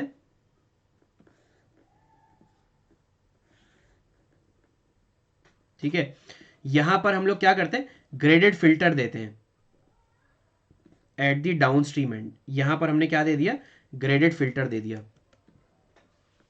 और इस फिल्टर की भी डिजाइन पहले तो आती थी इंजीनियरिंग सर्विसेज में, अब नहीं आती है, ये ग्रेवल फिल्टर बोल देते हैं हम लोग से, ठीक है। तो जो फेरेटिक लाइन है और इसका जो टॉप लेवल है वो यहां पर है, ठीक है। अब हम क्या करते हैं, हाँ ये सॉइल का क्वेश्चन है, इसे सॉइल का मान लीजिए, बिल्कुल सही कह रहे हैं आप, ठीक है। एक्चुअली डैम का है तो हमने इरिगेशन का मान लिया, कोई दिक्कत वाली बात नहीं है। अब स्ट्रीम का हम यहाँ प्रोजेक्शन लेते हैं, ये प्रोजेक्शन ले लिया, ठीक है। अब ये जो स्टार्टिंग पॉइंट है, ठीक है, और ये इस लेंथ को हम लोग बोलते हैं एल, ये आपको देखो क्वेश्चन में दी हुई है, this is the L, L length आपको देखो दी हुई है, ठीक है। Horizontal projection of upstream slope lying above water surface, ये देखिए, बात समझ में आ गया आप लोगों को? इसका प्रोजेक्शन ले लिया आपने, ठीक है। तो ये जो लेंथ है इसका प्रोजेक्शन आपने ले लिया अबव दी वाटर सरफेस, ये एल हो गया। अब हम क्या करते हैं, जैसे मान लीजिए आपकी फेरेटिक लाइन जो है वो यहां से स्टार्ट होके ये ऐसे सीपेज होगा इस डैम के अंदर, मान लेते हैं अर्दन डैम है तो ऐसे सीपेज होगा। तो फेरेटिक लाइन के ऊपर आपका जो प्रेशर होगा एटमॉस्फेरिक, नीचे जो आपका प्रेशर होगा वो हाइड्रोस्टैटिक होगा, ठीक है। सो ये जो कटिंग एज है, यहां से स्टार्टिंग पॉइंट जो होता है फेरेटिक लाइन का 0.3L, हम यहां से स्टार्ट करेंगे 0.3L से। क्लियर हुई ये वाली चीज? ठीक है, तो ये ध्यान रखिएगा। क्या क्वेश्चन है, according to Casagrande method of determining phreatic line in earthen dam with horizontal filter the starting point of top parabola is located at, देखो the starting point of top parabola is located at 0.3L, 0.3L। और L क्या है, projection है upstream face का, लिखा है ना, L क्या है, it is the projection of upstream slope. तो इसके 30% लेंथ पर हम लोग क्या करते हैं, कटिंग एज से स्टार्ट करते हैं फेरेटिक लाइन ड्रॉ करना, 0.3L। समझ में आया? अब स्टेट सर्विस का क्वेश्चन है, जेई के क्वेश्चन नहीं है, एई के क्वेश्चन है, इसीलिए आपको थोड़ा सा एक्स्ट्रा भी नॉलेज होनी चाहिए। बात समझ में आ रही है? आगे बढ़े, एक एक क्वेश्चन देखो आपको प्रीवियस ईयर से अलग ही दिख रहा होगा, मतलब अगर आप गेट के प्रीवियस ईयर, ईएससी के प्रीवियस ईयर से देखें, उससे डिफरेंट ही क्वेश्चन मिल रहे हैं आपको। आगे बढ़े, चलो नेक्स्ट क्वेश्चन देखिए, ये क्वेश्चन भी बहुत इंपॉर्टेंट है, पढ़िए इस क्वेश्चन को। For stability analysis of earthen dam of homogeneous earth the failure surface is assume to be, वैसे ये सॉइल का क्वेश्चन है बट ठीक है, इरिगेशन में ले लिया, एक ही बात है। For stability analysis of an embankment dam, ठीक है, of homogeneous earth, the failure surface is assume to be along phreatic surface, along the foundation surface, circular slip surface on upstream face and downstream face, circular slip surface on downstream face. क्या correct answer होगा?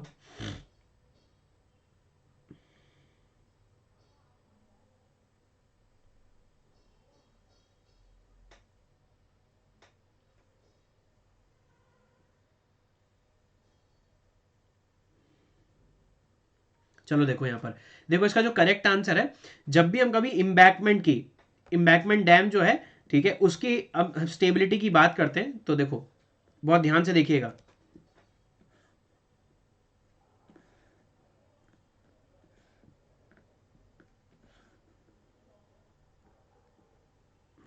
ठीक है, जैसे ये हमारे पास एक embankment dam है, तो देखो इसमें हम लोग क्या करते हैं, जब भी इसकी स्लोप की स्टेबिलिटी, मतलब लार्ज सॉइल मास स्लिप्स अवे, ठीक है, जैसे मान लेते हैं ये सॉइल मास क्या हो गया, ये स्लिप कर गया, ऐसे यहां पर ऐसे ये स्लिप कर गया इस साइड में, तो it will be a failure, yes और no, it will be a failure.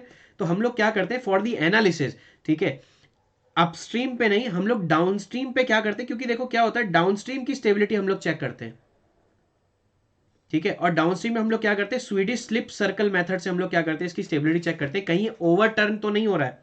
सो इसमें हम लोग क्या करेंगे, ये स्वीडिश स्लिप सर्कल बनाते हैं हम लोग, देखो इसको एन पार्ट्स में डिवाइड करते हैं, लेट अस सपोज ये एक पार्ट हो गया, ये सेकंड पार्ट, ये थर्ड पार्ट, ये फोर्थ पार्ट, ये five part, first second third fourth fifth, इनका सेल्फ वेट क्या होगा, रजिस्टिंग होगा, इस पे जो भी एक्सटर्नल फोर्सेस लग रहे होंगे वो ओवर टर्निंग होंगे। तो हम ये देखते हैं summation of over turning forces, ठीक है, और समेशन ऑफ रजिस्टिंग फोर्सेस, ये कौन से ज्यादा है, इसकी फिर हम क्या करते हैं, स्टेबिलिटी चेक करते हैं भाई, और ये सर्कल को हम बोलते हैं Swedish slip circle method, Swedish slip circle method.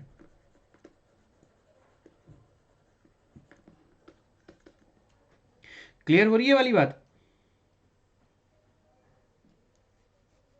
ठीक है ना? सो यहां पर क्या करेक्ट आंसर हो जाएगा, circular slip surface on downstream face only. तो स्टेबिलिटी की जब भी हम बात करेंगे तो डाउनस्ट्रीम फेस पे हम लोग क्या करते हैं, पहले स्टेबिलिटी चेक कर लेते हैं, क्या डाउनस्ट्रीम स्लोप आपका जो है वो स्लिप तो नहीं हो रहा है। बात समझ में आ रही है?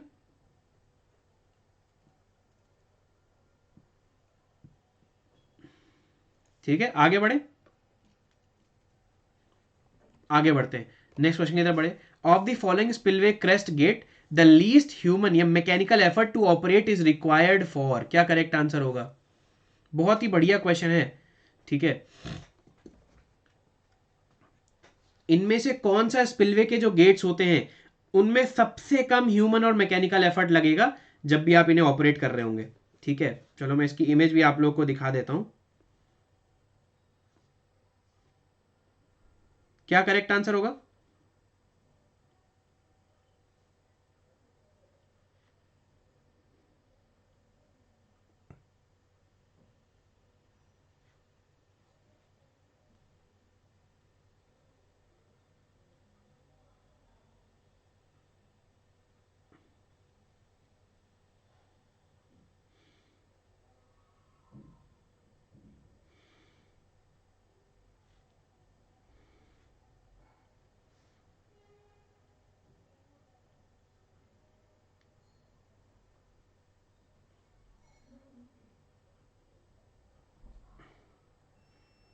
देखिए इसका जो करेक्ट आंसर है, नहीं नहीं, इसका करेक्ट सबसे कम ह्यूमन एफर्ट, देखो एक चीज मुझे बताइए, मैं आपको दो कंडीशन देता हूं, ठीक है, दो कंडीशन देता हूं आप लोगों को, ठीक है, एक कंडीशन तो है ये वर्टिकल लिफ्ट है, ठीक है, आप इमेजिन करिएगा आपको इसे क्या करना है, मतलब पुलिस वगैरह से इसे अपलिफ्ट करना है, ऊपर उठाना है। दूसरा क्या प्रोजेक्शन है, मतलब ऐसे रेडियल गेट्स हैं, ठीक है, और ये सब यहां पर पिंड है, फिर आपको क्या करना है, इसे ऐसे उठाना है। As compare to case one, case two जो है उसमें इजी रहेगा कि नहीं रहेगा, कम एफर्ट लगेगा कि नहीं लगेगा, आराम से रेडियल गेट्स एक ही पॉइंट पे है ना, मोमेंट ले सकते हो ना यहाँ पर, इजी टू, मतलब यहाँ पर देखो इजी टू मोमेंट आएगा कि नहीं आएगा। इस पे वर्टिकल लिफ्ट गेट्स जो होंगे इनको हैवी, मतलब ह्यूमन एफर्ट इसमें ज्यादा है, मैकेनिकल एफर्ट इसमें ज्यादा है as compare to the radial gates, इसीलिए क्या होता है, रेडियल गेट्स हम प्रेफर करते हैं क्योंकि इसमें कम एफर्ट लगता है। इसका इमेज देखिए ये है, रेडियल गेट्स आपको ये दिखा देता हूं, देखो दिख रहा है, दिखे आपको, ये देखो कर्वेचर है यहाँ पर, देखो इसमें देखो कर्वेचर दिख रहा है आप लोग को, और ये देखो यहाँ पर ये पिंड है यहाँ पर, और भी इमेज दिखाता हूं मैं आपको।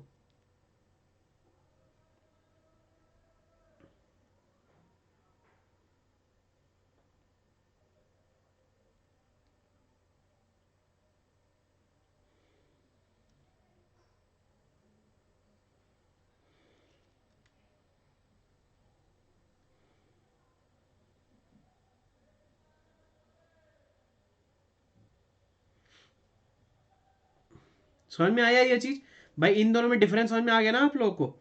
इमेज आप लोग सर्च कर सकते हैं, बहुत सारे इमेज आप लोगों को मिल जाएंगे। ये देखिए जैसे ये है, आपने क्या किया, पुलिस वगैरह से इसे यहां पर नीचे ड्रॉप कर दिया, ऐसे इधर वर्टिकल लिफ्ट नहीं किया है, इन्हें ऐसे रेडियली इन्हें ड्रॉप कर दिया। समझ में आ गया, तो ये रेडियल गेट्स होते हैं। सो सबसे कम एफर्ट जो इसमें लगा फॉलोइंग स्पिलवे के गेट्स में, वो है आपका रेडियल गेट्स।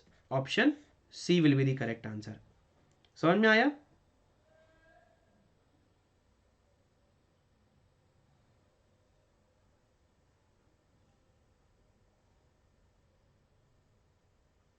आगे बढ़ते हैं, ठीक है, आगे बढ़ते हैं, नेक्स्ट क्वेश्चन की तरफ बढ़ते हैं। इस क्वेश्चन का करेक्ट आंसर बताइए।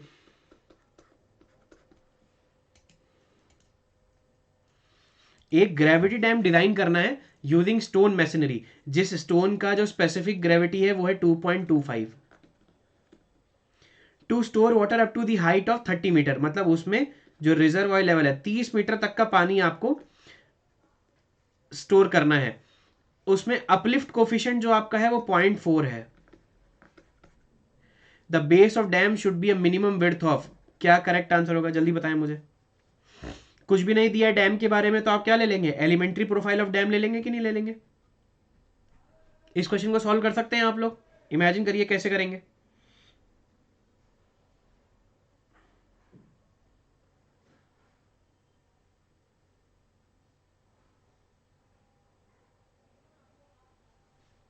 चलो सॉल्व करें इस क्वेश्चन को, बताओ भाई क्या करेक्ट आंसर होगा।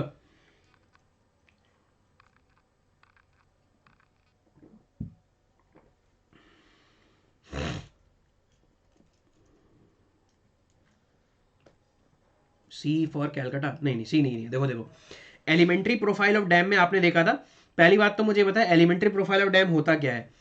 एलिमेंट्री प्रोफाइल का मतलब ये होता है कि बेस विड्थ आपका, टॉप विड्थ 0 होता है उस डैम में, और बॉटम विड्थ क्या होती है, बी होती है, ट्राइंगुलर, वेरी गुड यार, राइट एंगल ट्राइंगल होता है। और हम ऐसे बोल सकते हैं elementary profile of dam resembles to the hydrostatic pressure, top width 0 हो गई, ठीक है। इसके इधर वाटर प्रेशर,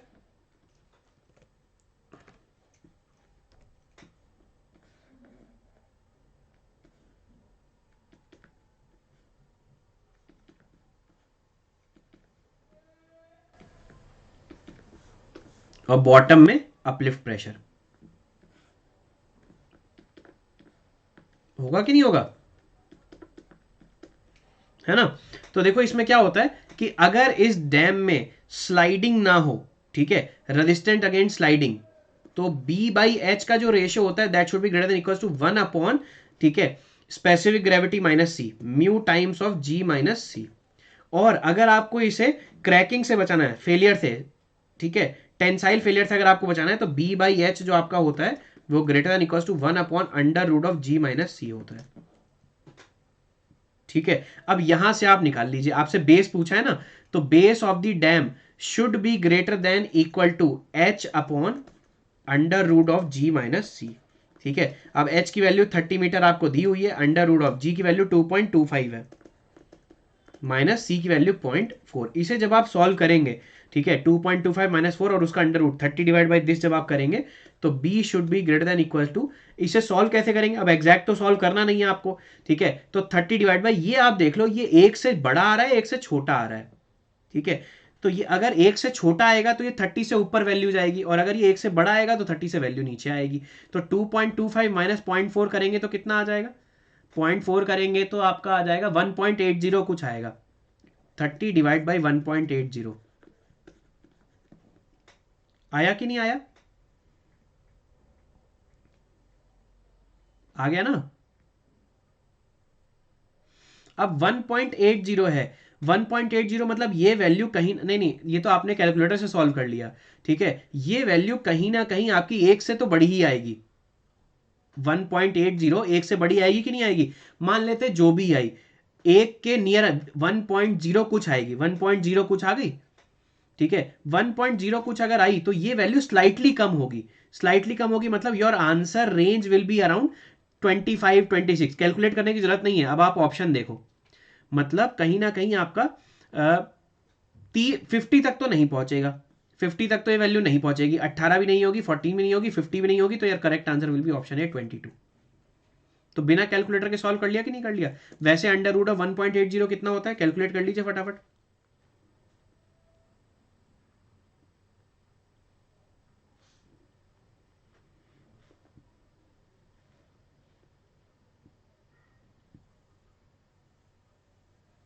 1.34, ठीक है।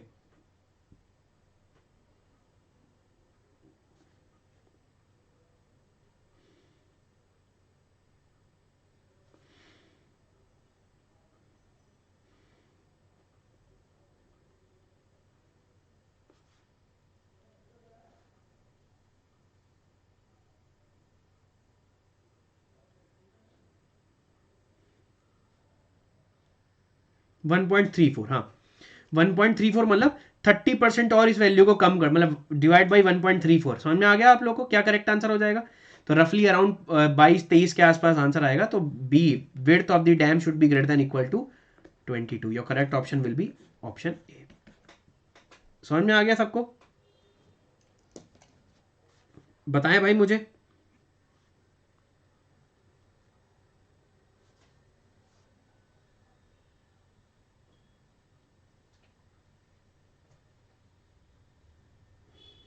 ठीक है ना?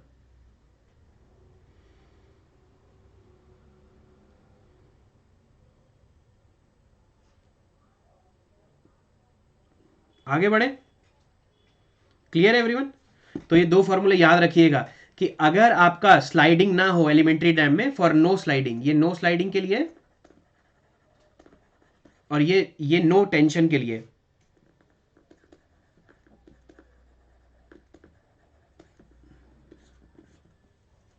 ठीक है,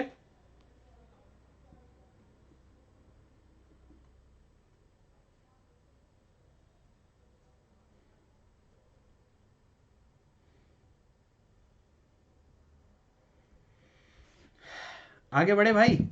चलो आगे बढ़ते हैं, ठीक है। तो ये आंसर निकाल लिया। नेक्स्ट क्वेश्चन की तरफ बढ़िए।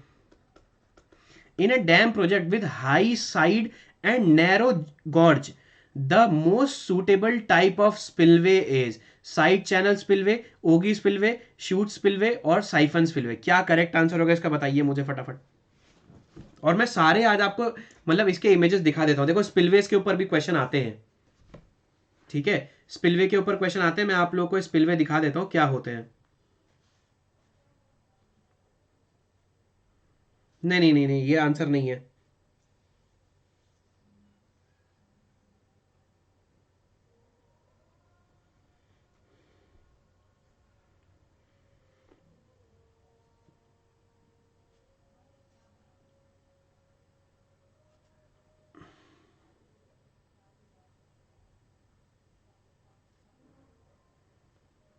Very good, option A is the correct answer.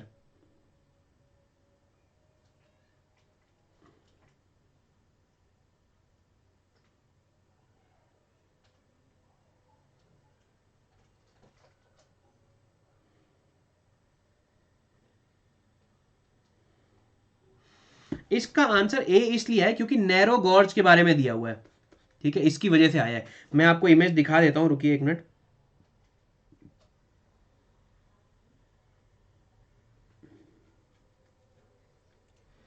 जब भी कभी नैरो गॉर्ज होता है ना, तो हम क्या करते हैं, साइड चैनल स्पिलवे देते हैं। और क्योंकि देखिए विद हाई साइड है, साइड हाई है, नैरो गॉर्ज है, तो वहां पर आप क्या दे देंगे, साइड चैनल स्पिलवे दे देंगे। जैसे ये देखो, मैं आपको दिखाता हूं।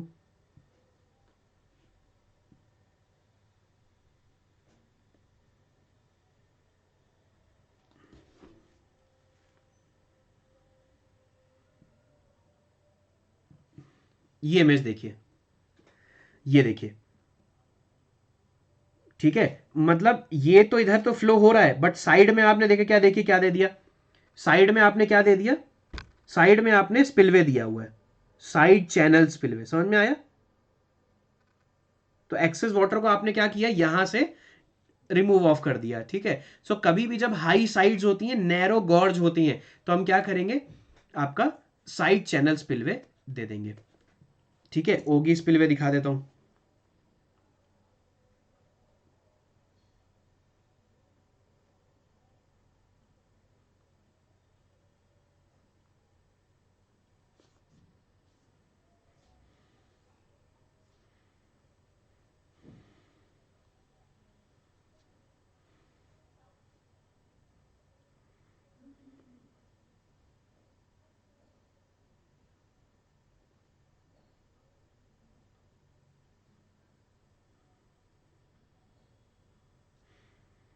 एक चीज का मुझे करेक्ट आंसर बताएं आप लोग। देखो जैसे मैं आप लोग को ओगी स्पिलवे दिखाता हूं, ये देखो, दिख रहा है, डैम के अंदर ही आपने स्पिलवे बनाया हुआ है। तो एक चीज मुझे बताइए, क्या कभी अर्दन डैम में ओगी स्पिलवे बना सकते हैं आप, यस और नो। ये देख रहे हैं, डैम में से ही आपने क्या किया है कि ये स्पिलवे निकाल दिया, देखिए। तो देखो अर्दन डैम में से ओगी स्पिलवे नहीं निकल पाएगा, क्योंकि अर्दन डैम है ना, that will be prone to seepage, तो उसमें से ओगी स्पिलवे नहीं निकालते हैं, ध्यान रखिएगा ये चीज। ओगी स्पिलवे समझ में आया, साइड चैनल स्पिलवे समझ में आया। साइड में आप क्या है, हाई साइड पे है, और नैरो गॉर्ज आपका है साइड में, तो वहां से आप पानी निकाल देंगे। अर्दन डैम है तो ओगी स्पिलवे नहीं देंगे, क्योंकि ओगी स्पिलवे क्या होता है, डैम के अंदर से ही आप क्या करते हैं, वाटर को, एक्सेस वाटर को रिमूव आउट कर देते हैं, हाईएस्ट फ्लड लेवल के ऊपर के वाटर को आप वहां से रिमूव आउट कर देते हैं। समझ में आया आप लोगों को, समझ में आ गया।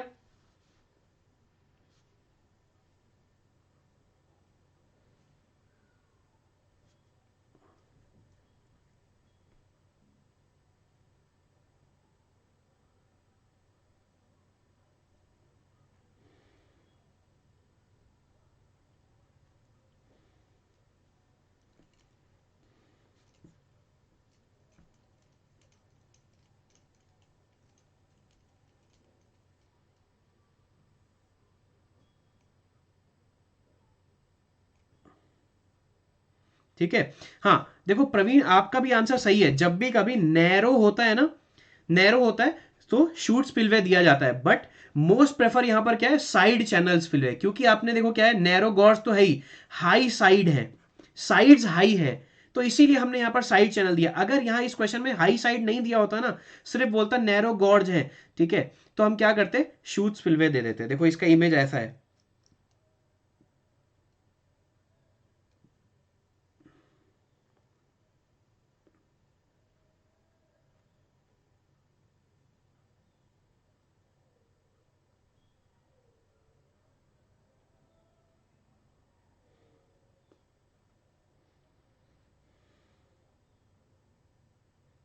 ये देखिए, this is a shoot spillway, ठीक है ना।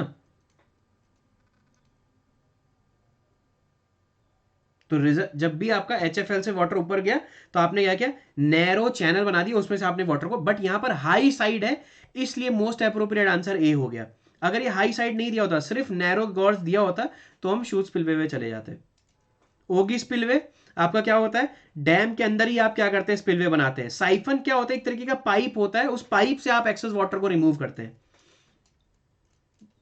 So these are the type of the spillway. तो that is why option A is the correct answer. समझ में आ गया आप लोगों को, क्वेश्चन पूरा एक्सप्लेन हो गया।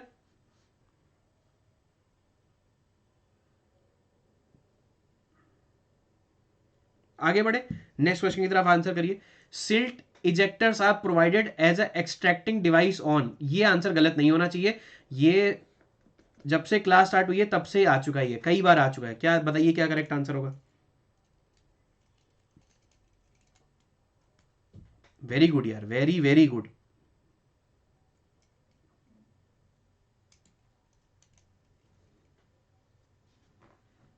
बहुत ही उम्दा। करेक्ट आंसर क्या है, down stream of canal head regulator, बहुत ही बढ़िया। ठीक है, ठीक है, सिल्ट इजेक्टर क्या करता है, सिल्ट इजेक्टर जो भी सिल्ट थोड़ा सा आगे ट्रेवल करके जाती है उसे एक्सक्लूड कर देता है, ठीक है, from the bed of the canal, hence downstream of canal head regulator is the correct answer. Downstream of canal head regulator is the correct answer, option A will be the correct answer. तो आप ध्यान रखिएगा, जिन student को नहीं पता है जो अभी जुड़े हैं वो क्या करेंगे, सिल्ट इजेक्टर या सिल्ट एक्सक्लूडर भी बोलते हैं इसे, इजेक्टर कहां पर दिया है आपने, down stream of canal head regulator, head regulator. Clear, समझ में आ गया क्वेश्चन, ठीक है ना। बस एक मिनट दे, मैं चार्जर लगा लूँ यार।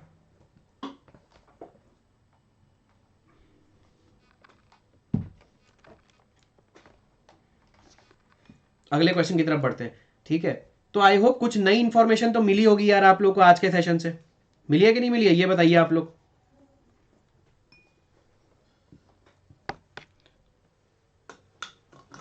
तो मेन क्या है, टाइम यूटिलाइज होना चाहिए यार।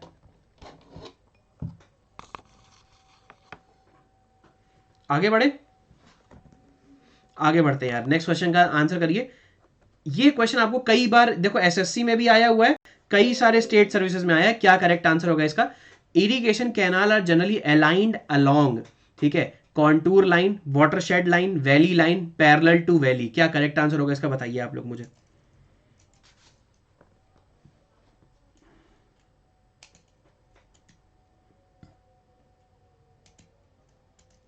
बहुत ही बढ़िया यार, वेरी गुड।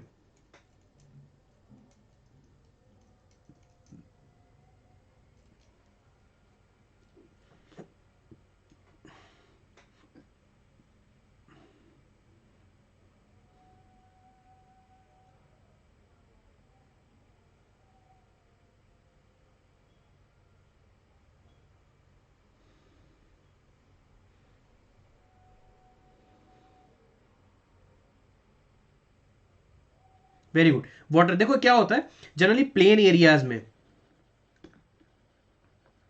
आप ऐसे ऐसी जगह पे आप कैनाल बनाएंगे जो हाई हो थोड़ा सा, ठीक है, क्योंकि अगर हाई पे होगी तो एडजेसेंट, जैसे मान लीजिए ये कैनाल जा रही है, ठीक है, ये हाई है और इसके सराउंडिंग एरिया लो लाइंग है, तो क्या होगा, आप आसानी से इन एरियाज पे आप क्या कर सकते हो, वाटर भेज सकते हो कि नहीं भेज सकते हो। तो प्लेन एरियाज में जनरली हम लोग क्या करते हैं, वी, ठीक है, align the irrigation canal along the watershed line, water shed line.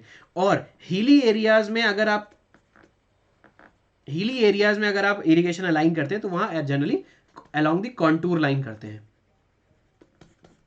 बात समझ में आ गई आप लोगों को। सो करेक्ट आंसर इसका क्या हो जाएगा, अब कुछ भी नहीं दिया है तो हम इन जनरल प्लेन एरियाज के लेके चलते हैं। प्लेन एरियाज में तो irrigation canal are allowed align generally along the watershed line, option A, option B will be the correct answer. समझ में आ गया सबको, B for Bombay will be the correct answer. समझ में आया, आगे बढ़े गाइस, आगे बढ़ते हैं और देखते हैं अगले क्वेश्चन का क्या करेक्ट आंसर होगा, ठीक है। देखिए, when the drain flows over the canal, ये क्वेश्चन अब आपका सही होना चाहिए, इसको मैंने बहुत एक्सप्लेन किया है, आज ही बहुत एक्सप्लेन किया है। करेक्ट आंसर आप लोग मुझे बताएं, जब drain flows over the canal, drain ऊपर है कैनाल नीचे है, the structure provided is known as, क्या करेक्ट आंसर होगा।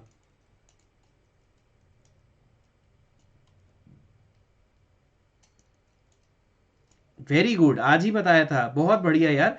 When drain is above the canal, above the canal, और वैसे बेड के बारे में नहीं दिया हुआ है, सो करेक्ट आंसर क्या हो जाएगा, सुपर पैसेज, या फिर, या तो सुपर पैसेज होगा या फिर क्या हो जाएगा, सिर्फ साइफन भी बोल सकते हैं, या फिर कैनाल साइफन भी बोल सकते हैं।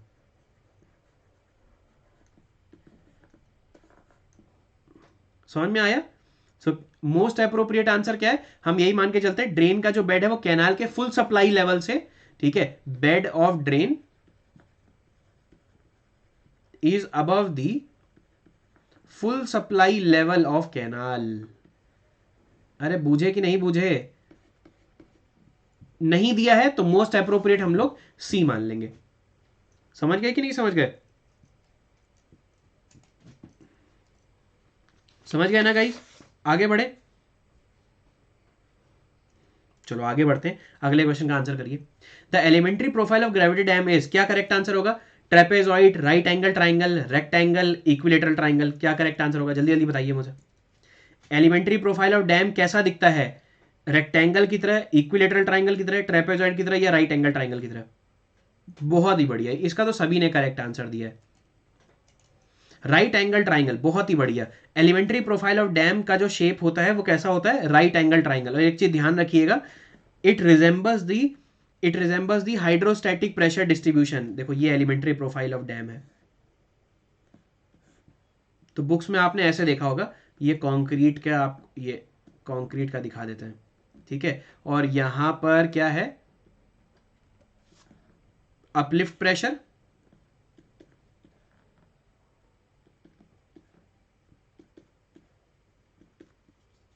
ठीक है, और यहां पर आपका हाइड्रोस्टैटिक प्रेशर जो वाटर की तरफ से अपस्ट्रीम फेस में। Clear? So it resembles the hydro elementary profile of dam resembles the hydrostatic pressure distribution, ठीक है। बेस विड्थ बी होती है, टॉप विड्थ 0 होती है, ठीक है। So correct answer will be B for Bombay, a right angle triangle. समझ गए गाइस? आगे बढ़े, ठीक है, आगे बढ़ते हैं नेक्स्ट क्वेश्चन की तरफ, ठीक है ना। According to Khosla theory the exit gradient in the absence of downstream cut off is, बहुत ही इंपॉर्टेंट क्वेश्चन है। In case of downstream cut off is, absence है उसकी, क्या करेक्ट आंसर होगा? बहुत ही बढ़िया क्वेश्चन है, देखो। और अगर आ गया 99% लोग इसका आंसर ए करके आएंगे, करके आएंगे कि नहीं करके आएंगे?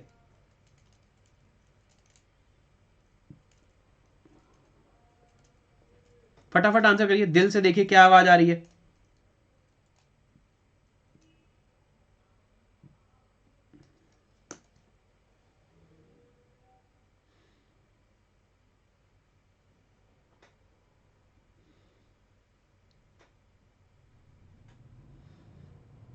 विनय, क्या बताऊं यार ये चीज। If you ask me about this civil engineering channel, definitely I am going to help you out. Very good यार अखिलेश, बहुत ही बढ़िया। The correct answer is C, C is the correct answer. Calcutta, C for Calcutta is the correct answer. बहुत ही बढ़िया। Why it is infinity, ये हम देखते हैं। देखो खोसला ने एग्जिट ग्रेडियंट के लिए दिया था कि what is the exit gradient, देखो बहुत ध्यान से, ठीक है, कि जब भी वाटर सीप करेगा, एग्जिट ग्रेडियंट मतलब जो ग्रेडियंट होगा वो कितना होगा, उसको अभी हम दिखाते हैं।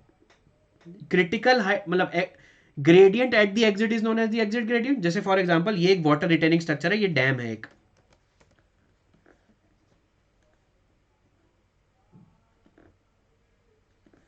ये देखिए डैम है, ठीक है, ठीक है। यहां पर आपके पास क्या है? Down stream sheet pile wall है या डाउन स्ट्रीम पाइल है। For example let us suppose this है ये। अब इसकी विड्थ बी है यहां से लेके यहां तक, ठीक है, पूरे हाइड्रोलिक स्ट्रक्चर की, और इसकी जो डेप्थ है वो डी है। तो एग्जिट ग्रेडियंट जो होता है that is GE, exit gradient is nothing but H by D 1/पाई अंडर रूट ऑफ लेमडा, 1/पाई under root of lambda. Clear? और लैम्डा क्या होता है? Lambda is nothing but 1 + -1 + alpha का square under root divide by 2। और alpha क्या होता है? It is defined as ratio of B by D. अब आपको बोला है इन एब्सेंस ऑफ, ठीक है, downstream cut of, absence of downstream cut of, इसका मतलब ये वाली जो चीज है ये नहीं है, ये जो रेड मैंने सर्कल की, ये जो रेड हाईलाइट कर रहा हूं, ये चीज नहीं है। अगर ये चीज नहीं है तो डी जीरो है, ठीक है, डी जीरो है। और अगर डी जीरो है तो अल्फा की वैल्यू कितनी हो जाएगी? बी बाई डी होता है कि नहीं होता है? ठीक है, डी अगर जीरो है तो इसका मतलब क्या हो जाएगा? अल्फा की वैल्यू, ये वैल्यू जीरो हो जाएगी आपकी। अब ये वैल्यू अगर ये डी अगर आपका जीरो है, यहीं पे रख दीजिए आप, अगर ये डी जीरो है तो डिनोमिनेटर वाली पूरी चीज जीरो हो गई कि नहीं हो गई? Zero multiply by something is zero, ठीक है। सो अगर कोई चीज डिनोमिनेटर में होती है जीरो, तो ये वैल्यू कितनी हो जाएगी? That will be infinity, yes और no? So in absence of the downstream end wall the critical hydraulic gradient will be infinity. So your correct answer will be C, C for calculator, infinity.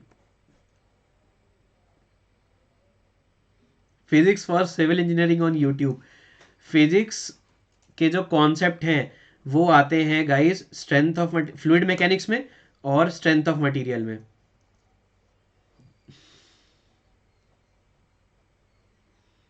आप मुझे एक काम करें, आप मुझे Telegram के through contact कर ले, वहां पर मैं आपको बता दूंगा to the best of my knowledge, वहां पर मैं आपको बता दूंगा। समझ में आ रहा है आपको? आप टेलीग्राम पे, या एक काम करें, आप मुझे अन अकेडमी ऐप के थ्रू मैसेज कर दे, वहां पर मैं आपको बता दूंगा। ठीक है, because it is out of the box कि मैं आपको यहां पर अभी मतलब किसी को यहां पर प्रमोट करना, ये मेरे एथिक्स के खिलाफ है कि मैं किसी का नाम लूँ, किसी और का नाम ना लूँ तो वो बुरा मान जाएंगे। तो आप मुझसे अन अकेडमी ऐप के थ्रू मैसेज करके बात पूछ लीजिए, मैं आपको फिजिक्स का जो बेस्ट यूट्यूब चैनल है वो आपको बता दूंगा। ठीक है, ये वाली स्लाइड लीजिए फटाफट।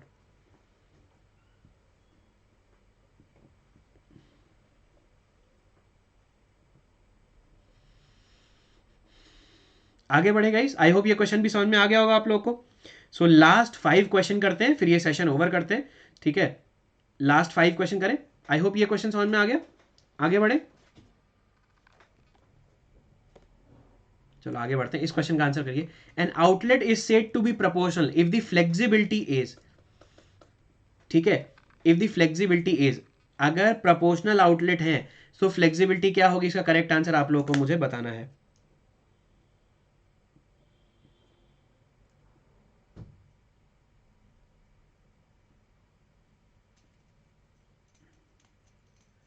कमेंट में आंसर करिए।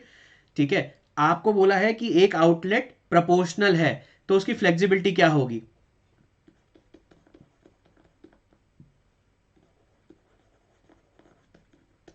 क्या होता है? Rate of change of the discharge.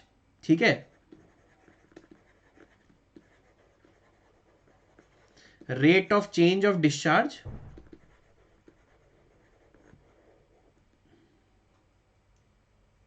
Of outlet upon rate of change of the discharge in the distributary. ठीक है, अब अगर ये प्रोपोर्शनल होता है मतलब ये सेम रेट से वेरी करेंगे, जितना डिस्ट्रीब्यूटरी में फ्लक्चुएशन आएगा डिस्चार्ज का उतना ही आउटलेट में आएगा। अगर ऐसा होता है सो फ्लेक्सिबिलिटी क्या हो जाती है? 1 हो जाती है। तो 1 हो जाती है।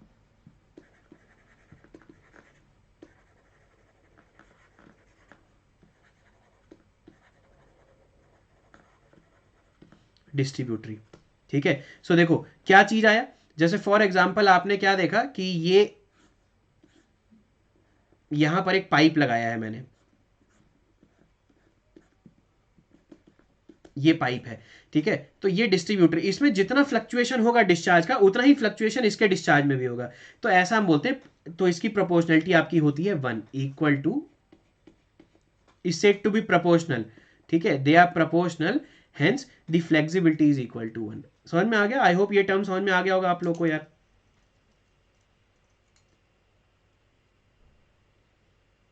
ठीक है, और एक और चीज देखिएगा कि हमने जब डिस्चार्ज का वेरिएशन लिया, ठीक है, अगर मैं यहां पर डिस्चार्ज का वेरिएशन लेता, rate of change of the discharge in the outlet to the rate of change of the depth in the distributary, this term is equal to the sensitivity, yes or no? This term is known as the sensitivity। आज हमने देखा था कितना sensitive है, मतलब अगर आपने इसमें से थोड़ा सा भी इनपुट चेंज किया तो आउटपुट में, आउटपुट क्या है? डिस्चार्ज है, डिस्चार्ज ही तो आउटपुट है, तो आउटपुट में कितना चेंज आएगा वही सेंसिटिविटी होती है। और हम बहुत जगह देख चुके हैं, फ्लूइड मैकेनिक्स में सेंसिटिविटी देख चुके हैं, सर्वेइंग में सेंसिटिविटी देख चुके हैं, 2-3 सब्जेक्ट में सेंसिटिविटी देख चुके हैं, यहां पर भी देखिए सेंसिटिविटी आ गई। ठीक है, चलो नेक्स्ट क्वेश्चन की तरफ। आई होप ये मैंने जस्टिफाइड समझा दिया आप लोगों को। अगले क्वेश्चन की तरफ बढ़ते, देखो आ गया, sensitivity of rigid module is, rigid module वो होते हैं जिनमें डिस्चार्ज वेरी नहीं करता है। वेरी गुड यार। अच्छा, you have message, okay I will get back to you यार। ठीक है,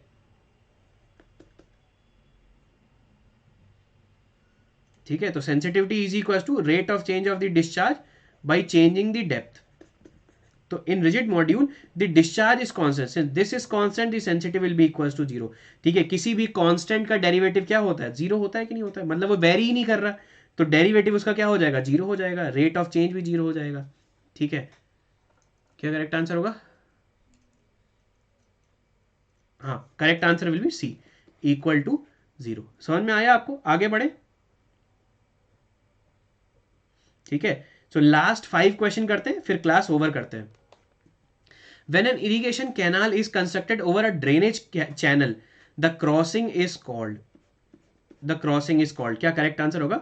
एक्चुअली मेरा जो कॉलेज था DTU, उसके पास एक क्या थे, एक्वाडक्ट था, तो इसलिए मुझे हमेशा के लिए याद हो गया था। फर्स्ट ईयर में हमारे सीनियर्स वहीं लेके जाया करते थे, उसी एक्वाडक्ट के पास। ठीक है, सो DTU के जस्ट पीछे ही एक एक्वाडक्ट है, कैनाल फ्लो कर रही है, तो इसीलिए मुझे हमेशा याद रहता है ये चीज।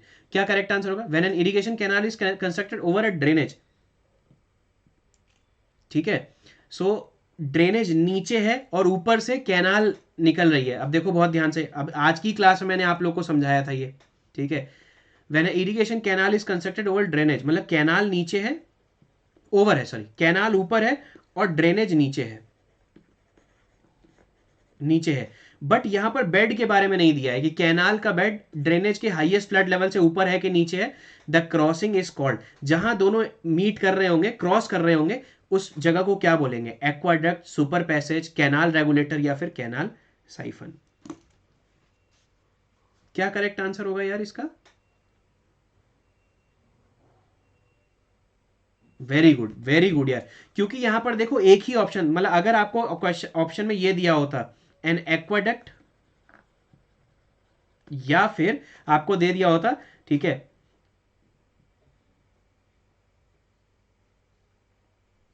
साइफन एक्वाडक्ट, तो आपको कंफ्यूजन होती कि एक्वाडक्ट और साइफन एक्वाडक्ट में हम कंफ्यूज जाते हैं, क्योंकि यार यहां पर कैनाल के बेड के बारे में नहीं बोला है, क्योंकि कैनाल साइफन एक्वाडक्ट नहीं दिया गया है आपको ऑप्शन में। So your most appropriate option will be option A, an aqueduct. समझ में आ गया। अब इसकी इमेज दिखाने की जरूरत तो नहीं है, वैसे मैंने इसकी इमेज आपको स्टार्टिंग में ही दिखा दी थी, दिखा दी थी कि नहीं दिखा दी थी, यस और नो।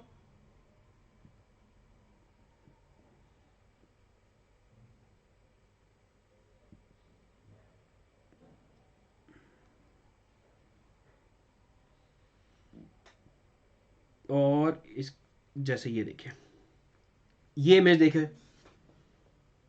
दिख रही है ये इमेज, आप ऊपर देख सकते हैं एक बोट चल रही है। ठीक है, ऊपर बोट चलिए, मतलब ऊपर कैनाल वाटर है, और नीचे आप देख सकते हैं, मतलब ड्रेन तो इसमें नहीं दिख रही है, बट आप नीचे देखो, नीचे से रिवर का वाटर निकल रहा होगा। सो जब नीचे ड्रेन है और ऊपर कैनाल का वाटर मूव कर रहा है, तो ऐसे स्ट्रक्चर को हम लोग बोलते हैं एक्वाडक्ट। और अगर दोनों होंगे और बेड के बारे में नहीं दिया होगा, तो हम लोग मोस्ट अप्रोप्रिएट ही एक्वाडक्ट मानेंगे। समझ में आ गया प्रवीण, समझ में आ रहा है।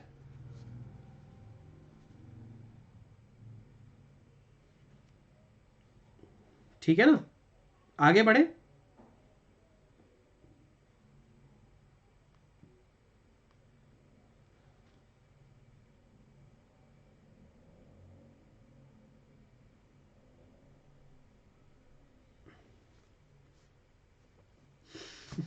अगर बेड दिया होगा तो निकाल लेंगे ना, कैलकुलेट कर लेंगे। चलो आगे बढ़ते हैं। ठीक है, आगे बढ़े, नेक्स्ट क्वेश्चन देखिए।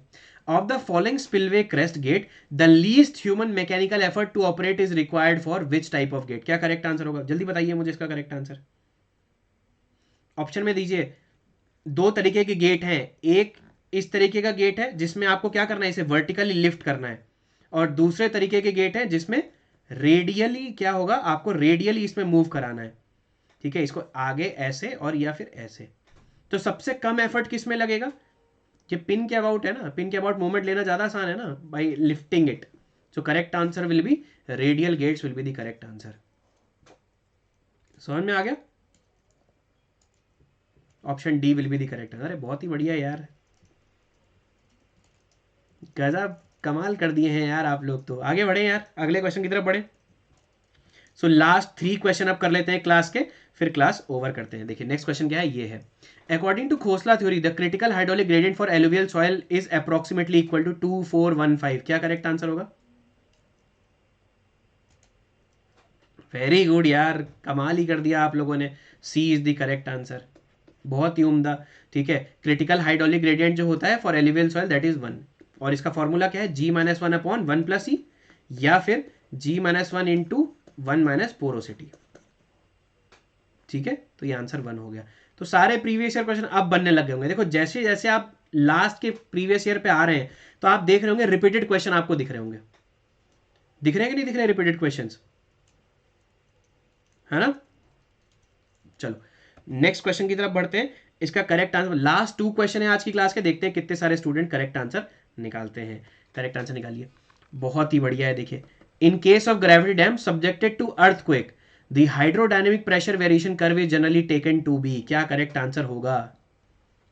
अब देखो यार, जैसे ही आपने प्रीवियस ईयर क्वेश्चन देखा ताबड़तोड़ आपने आंसर करना स्टार्ट कर दिया, आपको कोई दिक्कत ही नहीं आई।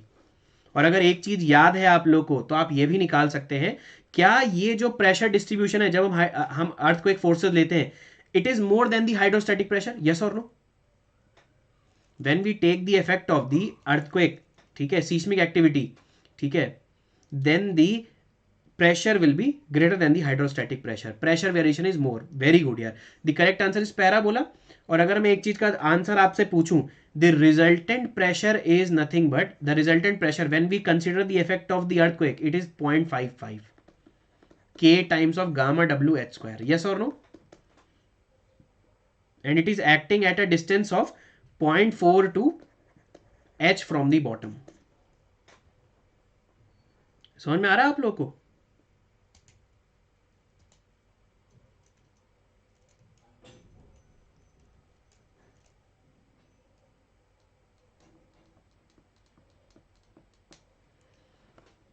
क्लियर?